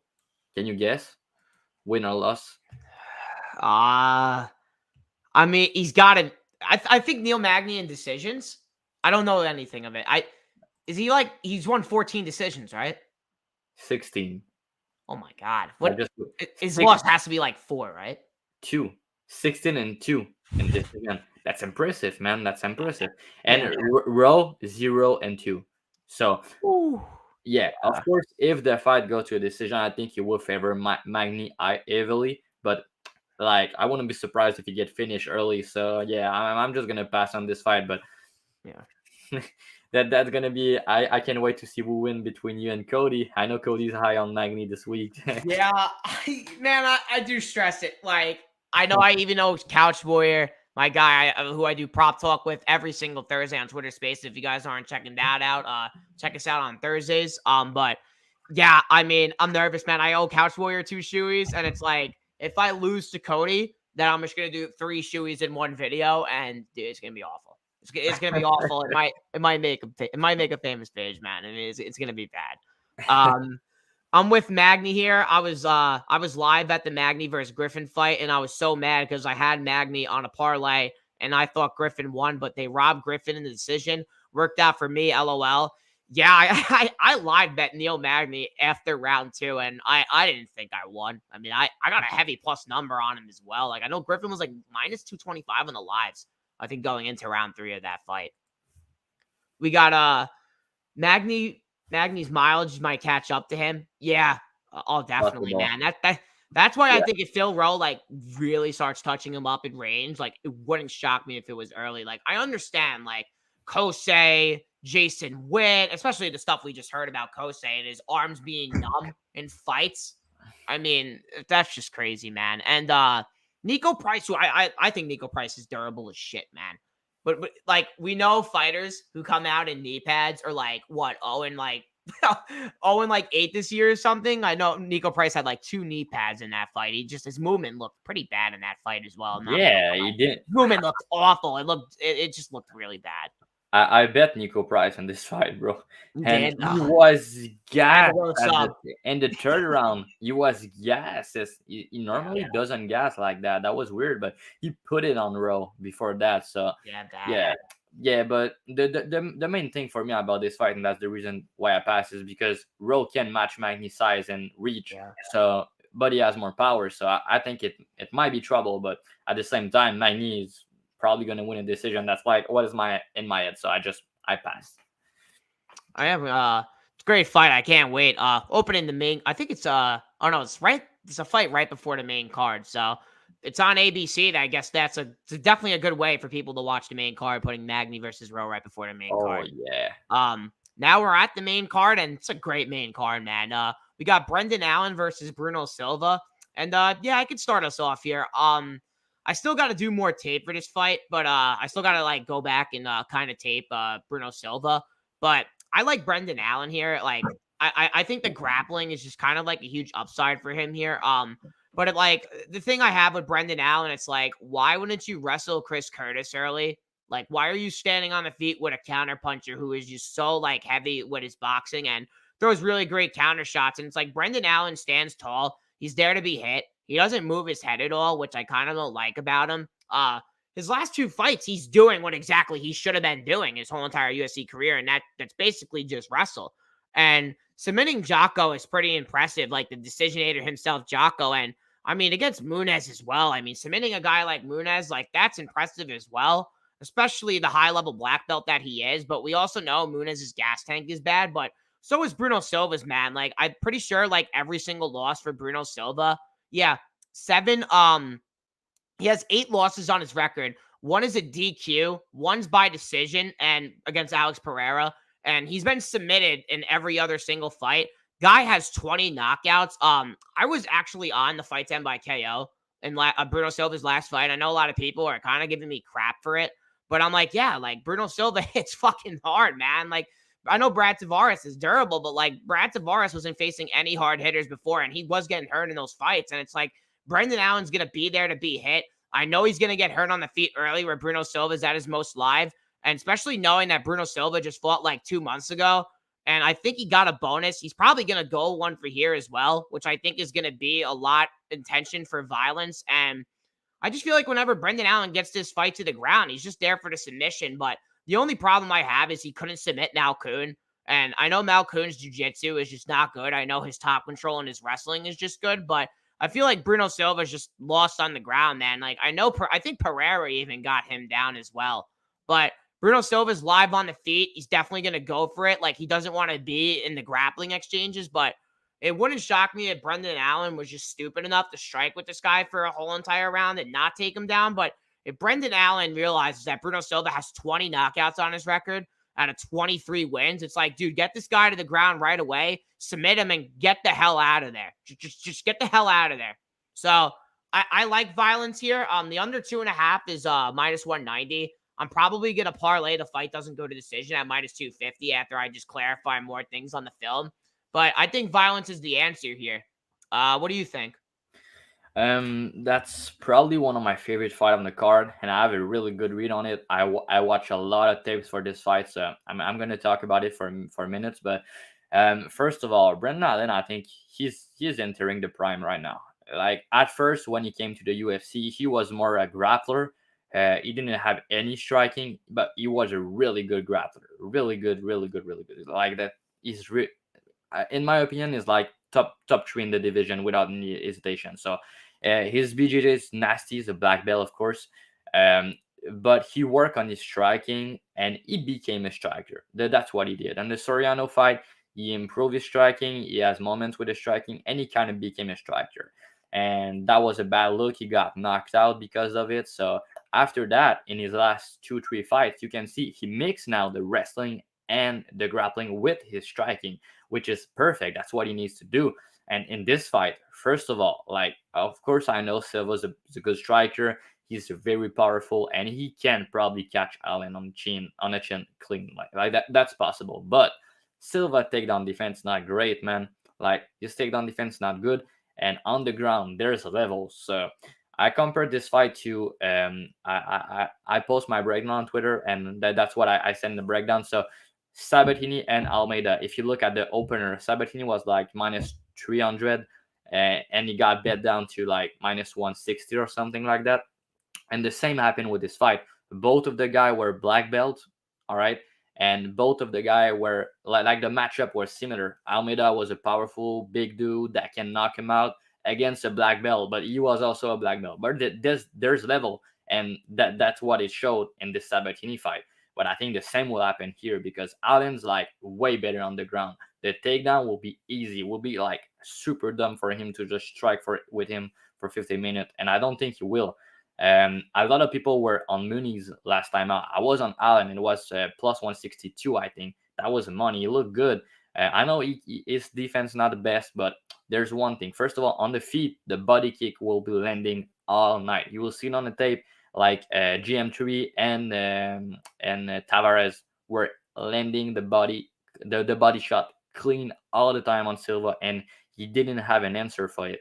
And Allen, if you watch the tape, he has a very good body kick. So that's the thing. Also to note, Allen and GM3 trained together at Kill Cliff, and GM3 made Bruno Silva look like an amateur in the cage. He hurt him bad on the feet. And if we compare like the style of GM3 and Allen, that's a similar style. But maybe it's crazy to see that. I don't know, but I think Allen's way better than GM3.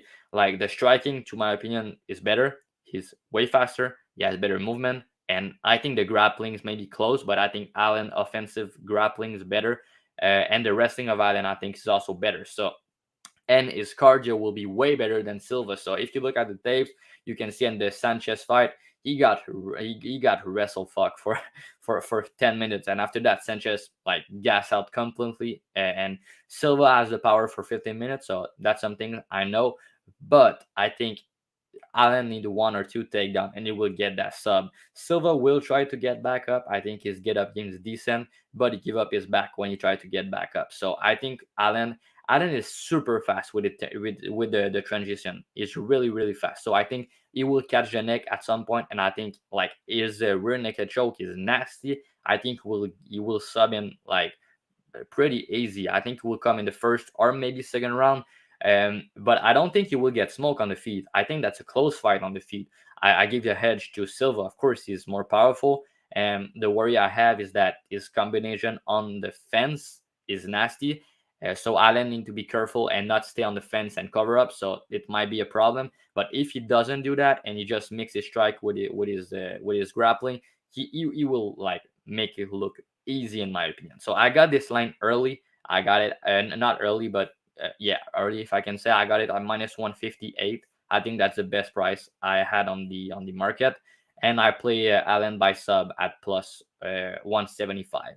I know Silva can be live for a knockout, but I think they're just a level fight. I think that's level. That there's level, and Allen will show it. I think he's ready now. He wasn't before, but I think he is now. I think he's the way better overall fighter, and I think the advantage on the ground is just so big. And he's not a fish out of water now on the feet. I think he will be close on the feet. I think the body kick will be landing.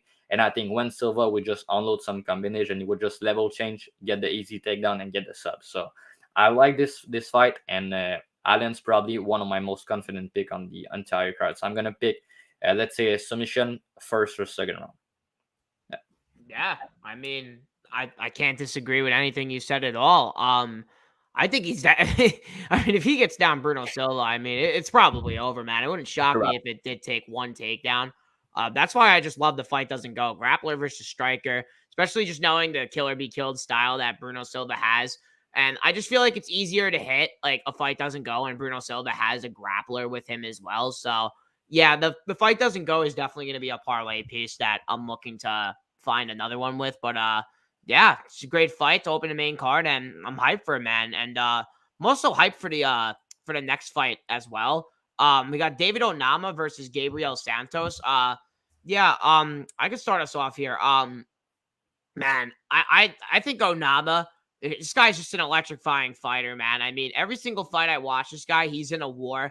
the Mason Jones fight, taking that fight on short notice, like 6 days notice, going up a weight class and just putting the fight that he did against Mason Jones, hitting him with heavy shots, almost finishing him after being grappled in the first 2 rounds in the third, then goes out there and knocks out Benitez pretty easily. I mean, he starched him, and Garrett Armfield was able to get him down.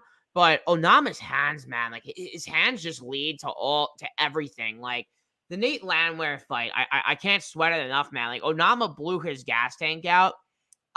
He was definitely there for the finish, but guys, he took that fight right after he fought Armfield, and he had like 3 weeks of a training camp. And the fight that he put on in that round 3 was just absolutely ridiculous with the adversity that he was fighting through. And then we got Gabriel Santos. I think he's a great wrestler. He takes the back very well. I was on Lerone Murphy in the last bout. I got Murphy. I was one of the people who got in on Murphy at minus 135 when like DraftKings completely screwed up the line compared to BetOnline's money line. And yeah, I mean, I kind of scored it for Santos. I'm not gonna lie. That was like the one time this year I got lucky with a split decision on a money line. But dude, Santos' striking is legit. I think he has great Muay Thai. He has great body kicks. Has great lead calf kicks as well, and his hands are pretty solid as well. The one thing I don't like what the bookies are doing this week is like they're really overrating the sub prop. Like I see plus 200 at lowest odds. Like the guy's not even a black belt; he's a brown belt, and like I've seen Onama in spots where he's been able to get out through adversity, but he wasn't a lot of front choke attempts against Nate Landwehr. But Nate Landwehr was completely, honestly, death gas. They both were gassed. I mean, Nate Landwehr got knocked down hard in the first round.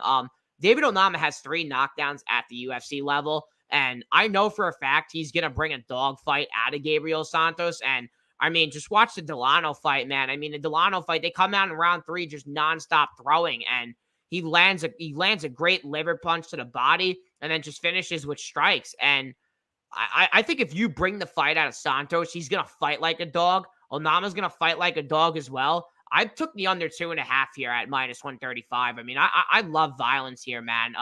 Put 0.95 units on it. I see the fight doesn't go to decision at minus 145 on BetOnline.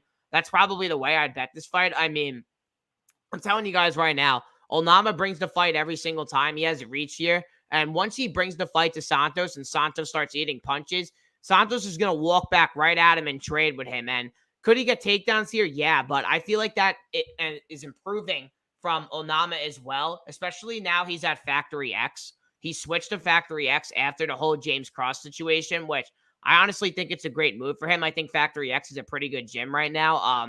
Pretty sure they're based in Colorado as well. So I think he is training in elevation, which I think is going to help his cardio as well in this fight. But I mean, Onama at heavy dog odds. I mean, I don't hate it, man. I'm actually picking him to win this fight, and I'm picking him to win by knockout here. I think he could do it in the second or he could do it in the first 2 rounds, but I love violence here, man. I just feel like violence is the real answer to play this fight here.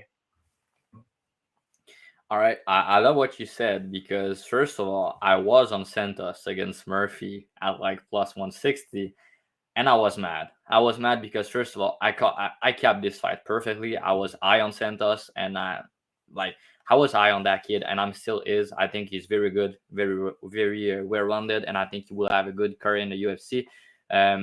But the market is like really overreacting his loss against Murphy and the loss to Nenwer for Onama. So they open it like Onama a big favorite, and it came all the way back to to Santos being a big favorite. And you know what? I didn't post it on Twitter because I know some people complain, but it had been posted on BetMmaTips for like a week now. I got I got Onama at plus 285, bro. Yeah, says that. Yeah, I know it's crazy, man. And first of all, I actually was looking at the line, and I want to bet or Santos at plus 200, but it got back it got back bet down all the way the other side. Same So shit with the Murphy fight. What the yeah, hell? I know. And like now, what I realize is that first of all, when you're betting MMA, you need to take consideration about the recently bias. That's a real thing. And this fight is like the fight on the card that has the most of it because if you just bring up the matchup, look at it. Onama's maybe the better striker. He's more powerful. and he will probably win the first round or get a finish of the first round. All right. Santos, the better wrestler, the better grappler. He has the better the cardio, and he will most likely win the third round or get a finish in the third round. All right. So let's say this fight go to a decision. Who's gonna win the second round? That's gonna determine who win the fight. So based on that, we can agree that's a close fight, right? And if there's a finish, there's potential finish on either side as well. But I think Santos maybe have more way to win. And like I said, I was the one of the only one on him when everybody on Twitter was on Murphy. So I know this kid. I know he's very good. So I don't really like betting against him. But I was capping this fight Santos minus 150. I think that's the correct line. Santos minus 150 and Onama plus 120, plus 125. They gave me plus 285, bro. So yeah, I had to bet Onama out of principle, but I think this fight can go either way. And I know you like the under. I understand that, but I wouldn't be surprised if they go to a decision. I think both of these guys are durable. It's gonna be tough to put out. I think Santos can be live for a sub. I think he can also be live for knockout in the third round. But I like the fact that you mentioned Onama switching camp at Factory X. I think it's also a good thing for him, and at elevation, maybe would help his cardio because this guy's fast. This guy's a good striker. He has power, and he was always a big favorite. And now he's a big dog like that. That's a guy I want to have my money on as a big dog. I only put 1 unit on it, and maybe I regret this a little bit. It's just maybe because like I'm still really high on Santos. I thought he will beat Murphy, and I think he did. So I just need to like stay away from recently biased, and I took Onama still because I know he's good. I know that's a close fight. I don't think either guy will look like a big favorite. So I think at the current odd, Onama, I think there's still some plus 200 available. I think that's still a side. I think he's a side. Like I said, I think Santos should be around minus 150.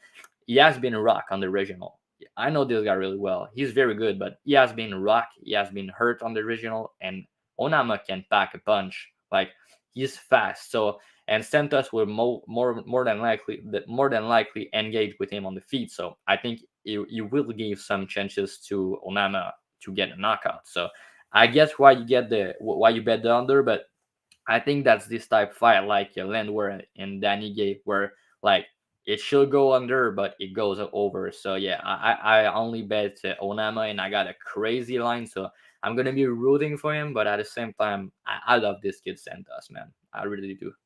Yeah, and what also just concerns me about Santos is like he's getting hurt in the LFA as well. Like he got hurt in his last 3 fights. He has been hurt. So I don't know. Like I know both of these guys are pretty durable, but it's just like I just think it hits. I like the under here, but yeah, it could go over. These guys are pretty durable. Yeah, Sicky, he's spinning, man. Sharp. I have to. Dad's not betting, but Santos, all right. Unders? Hell yeah, man. Always got to love the unders. What's up, Daz? Daz Files, what's up, brother? Yeah, everyone go check out Daz, man. One of the bigger supporters of the MMA community. Always see Daz in the chats as well. Daz is in my Discord as well and follows me on Twitter as well. Always liking my posts. So shout out to you being here, Daz. But we got Dixon. Dixon said, what do you think about that? Do you think you look like Greg Hardy? I don't think you look like Greg Hardy. Who? Dan Hardy. Who's Dan Hardy? I think he was in the UFC before. Was he? I don't know who Dan Hardy is. I don't really know old fighters. Oh, nah, whatever. Dixon. I always see Dixon in chats as well. But can move on to the next fight. See what we got here. We got Justin Tapa versus Austin Lane. You want to start us off here? I'll let you do this one. I'm gonna do the next one. Hebas versus Barber. That's like my other favorite fight. All right, cool. Yeah, you could take the center stage of that one, man. I still got film I got to do for that fight. It's actually the last fight I have to film. If you guys didn't see my Twitter post about that fight, I mean, go check it out. It's pretty funny, man. I thought it was really funny. But yeah, I missed out on Tapa here. I think Tapa knocks out Lane, man. Like Lane just like he walks forward, leaves his chin there to be hit. Did it in the Contender Series fight against Greg Hardy, and he's on a 5-fight winning streak, though. A 6-fight winning streak, actually. He's 35 years old. He's getting his second opportunity in the UFC, but it's like the way this guy closes range it's terrible, man. Like, he's there to be hit. Justin Taffa has some serious counterpunch power, and I think he touches him up, man. Like, I definitely think he touches him up, and I think he knocks him out here. His KO is -110. His ITD is -120. I don't hate it, but I just don't think, like, if Austin Land wants to go to the wrestling, he could, but I just don't really think it's gonna be like a game plan here. And the guy has no cardio, man. Like, the only way that Taffa loses is to guys with cardio, and Austin just really doesn't have the cardio. So I think Taffa knocks him out. Under 1.5 is pretty juiced at -210. I missed the opener at -155, so kind of just passed on it. But I'm looking at Taffa round 2 KO +800 and round 3 at plus 1,600 as well. Let's say Austin does get the takedowns early and then he gasses himself. Like, it's definitely live, but more than likely it's Taffa round 1. But I mean, I don't think I could pass on Taffa round 2 KO at +800 and the round 3 KO at +1,600. Just feel like that those lines are crazy, especially with a sloppy heavyweight fight. Like, we have seen Taffa go over before. I mean, his only 2 finishes, like, in the first round. Oh, he's wait. Yeah, he has 3 finishes in the first round. Juan Adams, Harry Hunsucker himself, and Parker Porter. I actually cashed on the Taffa KO 1 at +440 last time. So that was a pretty lit cash.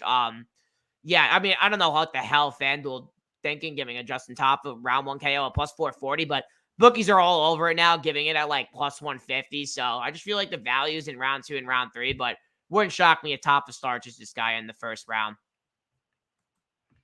Yeah, I agree with what you said. I think Taffa should knock him out, but the only maybe worry I have is that Lane's a big dude. I think he's 6'6", and he might have some success with the wrestling, but I'm looking at this record right now, and all the time he lost by first round knockout. So I think if a guy like Greg Hardy can knock him out, I think Taffa can do it. So I think Taffa is a good striker. He's fast. He's gonna be the way better striker on the feet. I think he has the power to catch him early. So I think more than likely he will knock him out in the first round.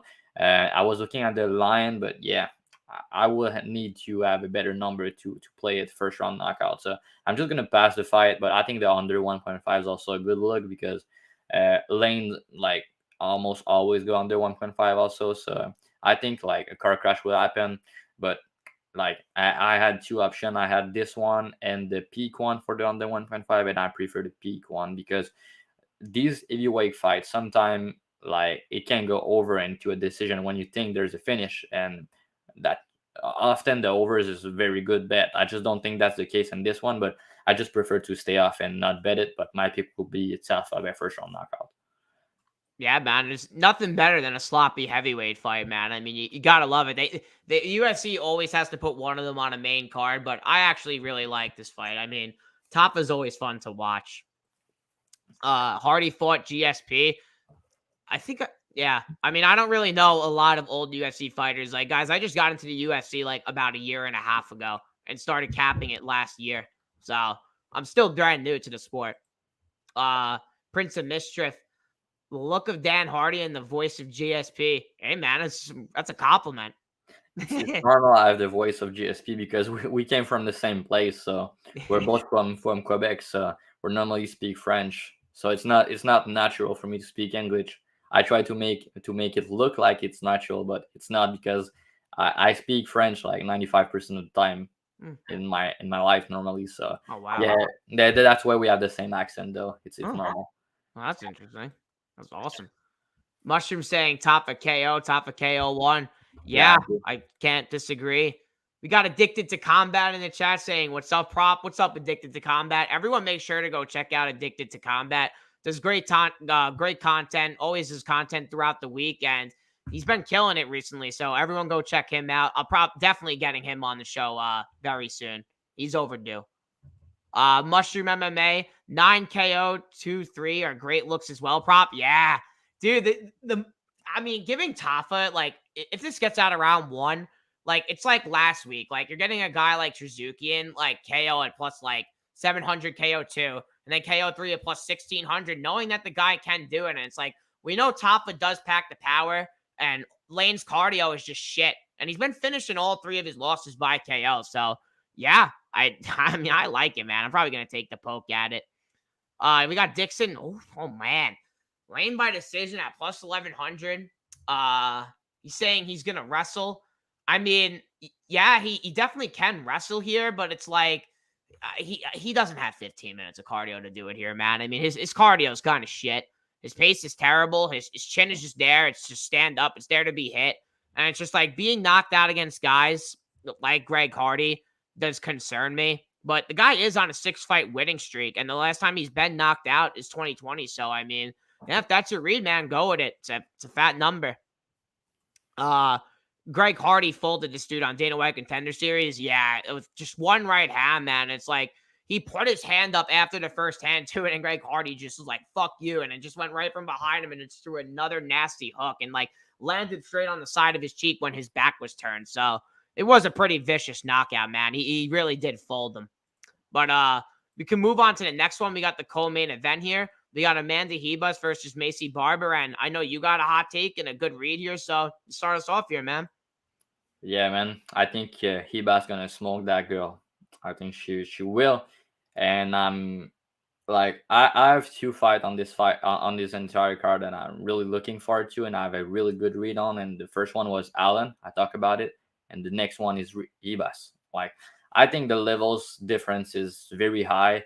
I was watching. I watch a lot of tape for this fight, and in my memory, I thought Barber was better than what I've seen on tape because she found a way to win. Like she got some close decision that she shouldn't got, but she still got it. So that's maybe annoying when you want to bet against her. But the way I see this fight is, first of all, on the feet it might be close, but Barber is not accurate at half with her punches. Like she swing the air. So I think Hibas will be the better striker. I think it can be close in the pocket. Like Barber can unload with some combination and maybe touch her up at some point. So maybe in the pocket, in close range, Barber can be better, but at distance, Hibas will be way better. And on tapes, you can clearly see one thing. First of all, the stride down the pipe, it's landing all night against a girl like Barber, like JJ Aldrich and another girl that she fought. Like they were landing all night. JJ Aldrich almost finished her in the first round with it. Like that was a bad look. And if you look at Hibas and her striking, she always do the same thing in the pocket. Barber will like unload something like a big punch. She just rolled back and she countered with a strike down the pipe, and she hurt girl with it. She even like hurt Mackenzie Dern a couple of times. Mackenzie Dern chins are very good, and she's first of all she's very fast. She's more technical, and the straight shot down the pipe. I think that's gonna be a great weapon on the feet. So that's that. My only concern is that Hibas chin is not the best. Maybe it was because of the weight cut, but her chin's not the best. But her defense really good. She has 69% defense. She had like 42 striking difference. So, but her wrestling is grappling. That's where she shine. Like she's a very high level grappler. She's like the top of the division for the as far as a grappler go, and that's the best grappler that Macy Barber has fought. And guess what? Everybody she fought before, she got once taken down, or she got her back taken by almost every girl that has some grappling. Like Roxanne Modafferi made this girl look like a stupid girl in this cage, and Maverick also, like everybody took her back. But you don't want to have Hibas on your back because she would choke you out, bro. She would choke you out. So I think at this point, like first of all, Barber takedown defense is very not good, and Hibas takedown is good. Barber's good in the clinch, but she will engage in the clinch with Hibas. And guess what? Hibas has a nasty judo throw. So I think she will slam her to the canvas. And after that, like every fight I've watched on Barber, she will take her back. She will take her back. I'm very confident. I'm very confident there's gonna be a time in this fight. Maybe 2 rounds she will get her back taken. And at this point, I'm really high on Hibas BJJ, so I think she will get a submission. I wouldn't be like fully surprised if she win a decision, or even like the knockout is plus 2,200. That's crazy to me because I can see her like hurting Barber on the feet. But more than likely, I think if there's a finish, that's a sub. But a decision can also be possible. So I think Barber path will be to hurt Hibas or to just win a split weird decision, which is possible knowing her past. But I think Hiba's the way better fighter. She's the way better grappler, the way better the way better wrestler as well. So I think she will get a sub. So I like the finishing upside. That's why I bet her. I bet her at -150, and I bet her sub prop also as at plus 425 and plus 500. And I think she will get her out of there, man. I'm really high on Hibas. So that's it. Yeah, great breakdown, man. I couldn't disagree with you. I was just laughing at this. I mean, Victor going, I let Rivas choke me out. I mean, hey, man. I mean, I probably would too. I mean, how down bad are we, Victor? But yeah, this fight, it's a Macy Barber fight. I just think it's gonna be close. I mean, these judges, I don't know what they have for Macy Barber, but they just love her. They love the way she fights. I mean, she does have pretty good circular movement. Like she does move in and out. She throws heavy hands, but it's like I'm watching the Miranda Maverick fight. I posted it on my Twitter like earlier today, and like Faber goes, "You gotta try to hit her. You gotta try to hit her." And like Macy Barber's just hitting nothing but fucking air, man. Like it just looked terrible. And this is like the first 2.5 minutes of the fight. Like she made Miranda Maverick look like a world beater on the feet. It just looked terrible. And I like Hebus' striking. I personally think she won the fight against Shakadian. I kind of thought she got robbed. I had Arahujo and scorecards equals no action in the last fight that Hebus had. And I mean, Hebus was just threatening her, man. And I know she's a high level black belt as well. Like, just watch the submission attempt that she went for against Jani Roba. Jani Roba's submission game is just ridiculous. She has good grappling as well. I don't know what kind of submission it was off her back, but it was one of the more like innovative submissions that I've kind of seen on film, like especially being off her back in half guard. I just thought it was really interesting to see. But yeah, I'm picking Hebus to win this fight, but it's a Macy Barber fight. It's gonna be close. I still have more film I have to do on this fight. But yeah, I lean with everything you said, man. I mean, you have the clear better read than me here. You did way more film than me on this fight, and I like your read here, man. I think Hebus gets it done. The only thing I just don't like that she is -220 now, but you completely destroyed the line at -150. So props to you. I think that's a terrific line to play Hebus, and pretty sure this fight actually opened pick'em as well, which I just think is crazy. But yeah, -145. that's crazy. I like Hebus here. I don't think I'm gonna put my money on this fight, but I am picking Hebus to win this fight. We got Addicted to Combat saying, I want Dravy to give prop and mushroom French lessons. You guys would sound so classy. Yeah, and me and Mushroom definitely we need it, man. I don't think me and Mushroom are very classy. I don't think we're classy at all. You got Sicky MMA saying, I have the over 1.5 and Hebus for extra juice -115. Nah, Risky, that's but good. that's my Yeah. read. I don't think it's risky. I like that, man. Like, just like you kind of did it with Magni. I don't see Barber finishing her, man. Like, honestly, like, I think Hebus is honestly pretty durable. Like, and I think she can mix in the takedowns. Like, as you said, man, I mean, I still got to watch the film on Barber, Man, but bro, like, Maverick took her back easy, man. Like, easy. I actually think that after you watch like the full tape, so you will I'll be probably betting text sub. me and you will tell me, yeah, she will probably sub her. Like I think that's possible. She win a decision. Like Yeah. that's a woman fight, so more than likely it goes to a decision. But like to me, you can't have your back take every fight like that and fight Hibas, and it gave me plus 500 on her sub prop, which like the best grappler she ever fought in her entire career. That's stupid to me. So and after that, you kind of talk about it, but Hibas can't. She's coming after like maybe a best performance of her career, if we can say that, and Barber's coming off after another robbery win against Lee.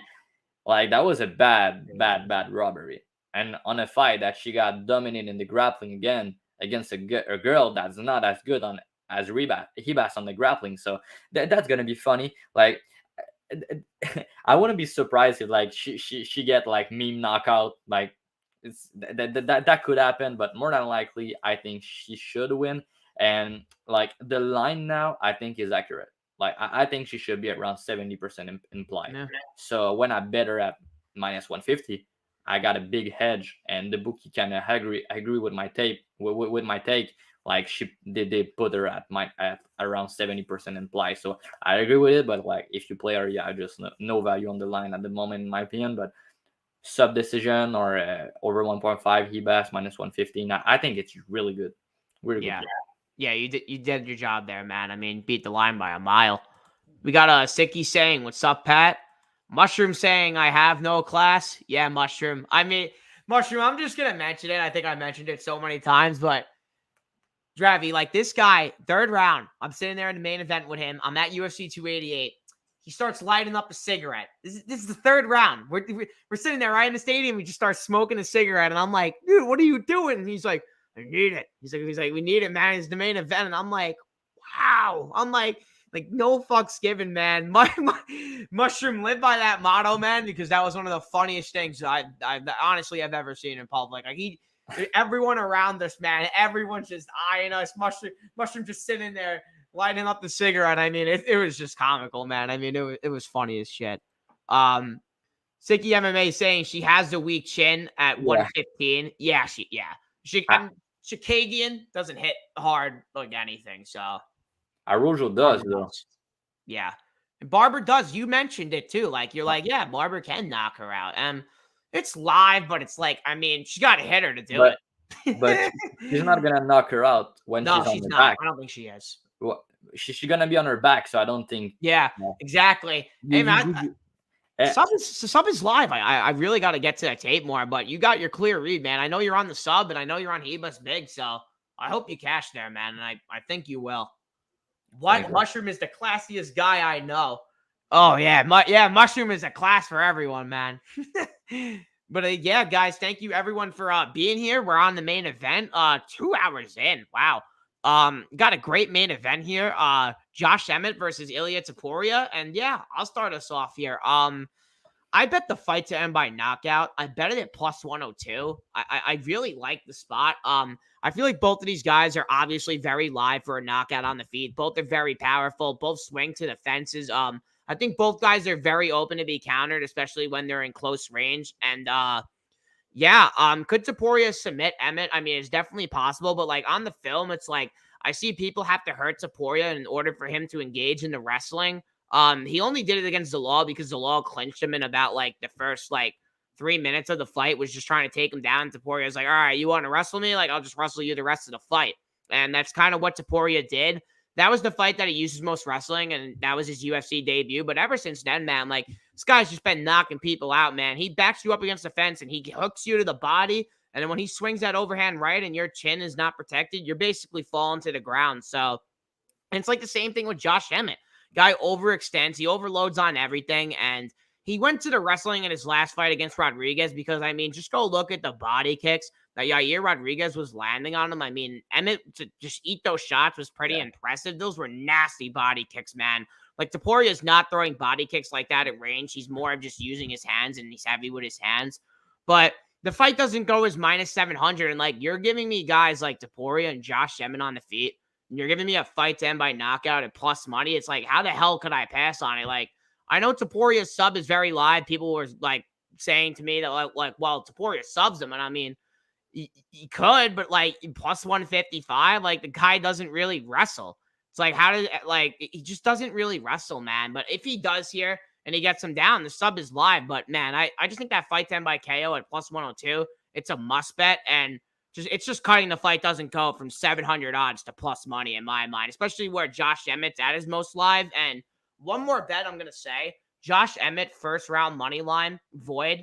It's plus 500. So basically what that means is if Topuria doesn't finish him, like, the bet just ends up voiding. And the only way that the bet can hit is if Josh Emmett knocks him out in the first round. But if the fight gets past the first round, the bet voids. And I just feel like you're giving me plus 500 on Josh Emmett first round money line only, knowing that this guy's gonna swing all his power in round one. Like, I just feel like that line's off, man. Like, I just feel like that line is a little off. You have a good read here? Yes and no, because I agree with what you said. Like, there's gonna be a finish, but I don't think it will come early. I think it will come maybe in the second or third round because Josh Emmett's stuff not going to be easy to get out of here. And I think he will be live for knockout as well. So I I was hoping to get Topuria inside the distance at minus 125 ish. But yeah, they opened it at like minus 250. I was like, oh yeah, I'm just gonna pass and enjoy this fight. That's a banger. That's a fight I'm really looking for. But that's gonna be Topuria like biggest test. Like Emmett's good, man. Emmett's a good wrestler, is a good striker. He has good power. So, but the facts I don't like is that he's coming back after taking a lot of damage against Yair Rodriguez, and he also took a lot of damage before that against Cater, and he's whole now. Like there's a big age difference. So I think Topuria will probably knock him out. I like the knockout as well, but I think his sub's possible. So it really depends on like how they fight. Are they gonna wrestle or they're just gonna try to bang? So we just don't know. But I really do like the way you play it, like because that's covered like win condition for Emmett and one of the win condition for Topuria. So I like the way you play it, but I was looking at the over 1.5 at minus 110, and I like it, but I'm gonna pass. Yeah, I just think like if there's a finish in the first round, I will not like be extremely surprised. But the over 1.5 at minus 110, that was something I was looking at. But yeah, I'm just gonna pass and enjoy the fight. I think that's a banger. That's a fight I'm looking to. I like Tupuria. I made a lot of money with him. Like I bet him big last time against Bryce Mitchell, and it was like minus 150 ish. So now I bet him at minus 150 against Mitchell, and they're giving me minus 350 against Emmett. I'm like, yeah, I'm gonna chill. I'm gonna just enjoy the fight. But the way you play it, I think, is the right way to do so. Yeah, I mean, I couldn't pass the plus money, man. Once I saw That's the fair. line, I'm like, this is just worth the shot, man. Like it's just like I'm getting the fight doesn't go. Basically, I feel like at plus 102, and like Topuria could 100% sub him. I mean, it's definitely on the table, but it's just like at that number, he's not really implying it that much to being plus 155. I feel like it's kind of like a Cody Brundage sub price number. Like Cody Brundage jiu-jitsu isn't really high level, and it's like all the guy does is pull guard for guillotines, and it's like his fucking submission is plus 155. Like, I mean, come on. Like, I mean, it's just something I don't know. It's just something that I don't really like. But Barber has bad luck. How do I cap that? I mean, yeah. Or Barber has luck. How do I cap that? She does not have bad luck. Yeah, it's hard to cap, man. Mushroom saying I have zero class, zero give fucks. If Ige can't knock him out, it makes me think club and sub. Yeah, I mean, it could happen, but I don't really think Ige was trying to knock him out. He was really just using his jab to keep the power shots of Emmett out of his range, and I don't really see Topuria like pointing a jab out there. I know like Emmett's throwing like 6 more significant strikes a minute than Topuria. Like his output is basically based on his power, and so is Josh Emmett. So that's why I really just like the fight down by knockout. Sicky saying I'm on fight starts round 2, minus 150, 2-unit play. Yeah, don't hate it, but I mean, you're definitely going to be sweating. But if you have a first round like Cater versus Josh Emmett, that could be one of the more easier cashes of the year. So yeah, I don't hate that look at all. It's a pretty solid line. You got Victor Jesus saying, I saw an interview in Spanish where Topuria said that Emmett's style is perfect for him to finish him in round 1. Yeah, it definitely is. Like the way Emmett fights, it just overextends on everything, man. Everything is a power ending intentions, and it's like when you're doing that against another powerful guy on the feet like Topuria, it's there to be finished, man. So yeah, can't disagree with that at all. Also, I don't want to discredit Topuria, but the level of competition between these two is insanely different. Yeah, I wouldn't say it's insanely different. I mean, Topuria is still facing really good competition, but yeah, it definitely is. Emmett's facing the more top level guys, though. Can't disagree on that. Brundage is awful, but so is Dumas.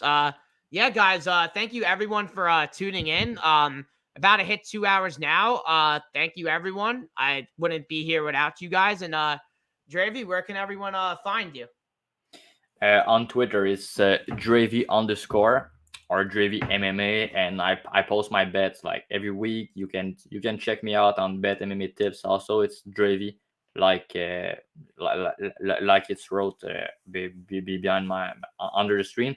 So yeah, so I first of all, thanks for having me once again. That was cool. It made me hyped to watch this card, man. This card could be a pay-per-view. Like just had like one or two title, like one title fight and one big name fight. That's a pay-per-view. That's a banger Yeah. card. So I can't wait. Like, and that's a early time too. That's gonna be good. Yeah, 1 o'clock start. And I also linked his Twitter in the description below. I gotta link your BetMMA tips when I edit the video, because I'm gonna be editing timestamps as well. So when people rewatch it back, they could just skip to the fights in case they don't like some fights and they want to hear other fights. I'll be timestamping it. So you guys can follow me on MMA Propaholic on Twitter. I have my new Discord as well. I got about like 43 people in there right now. Kind of just started it up 2 weeks ago. I'm liking the Discord. And guys, I didn't do YouTube last week because I was very busy last week. I had a lot of personal stuff I had to take care of. But guys, I'm back and I'm gonna be doing my full card breakdown. I didn't get to get that out yesterday because I did have to work overtime yesterday. I got home a little late, then hit the gym after, so I didn't really get time to record. But guys, I'm hyped for this card. I have a lot of violence. I wrote some bets down that I gave out in the show as well that I'm probably going to be taking and posting on my Twitter shortly. Still got 10 people here when we're closing out the show. Thank you everyone who's tuning in, and just hit 2 hours. Let's make some money this weekend, and peace out, guys.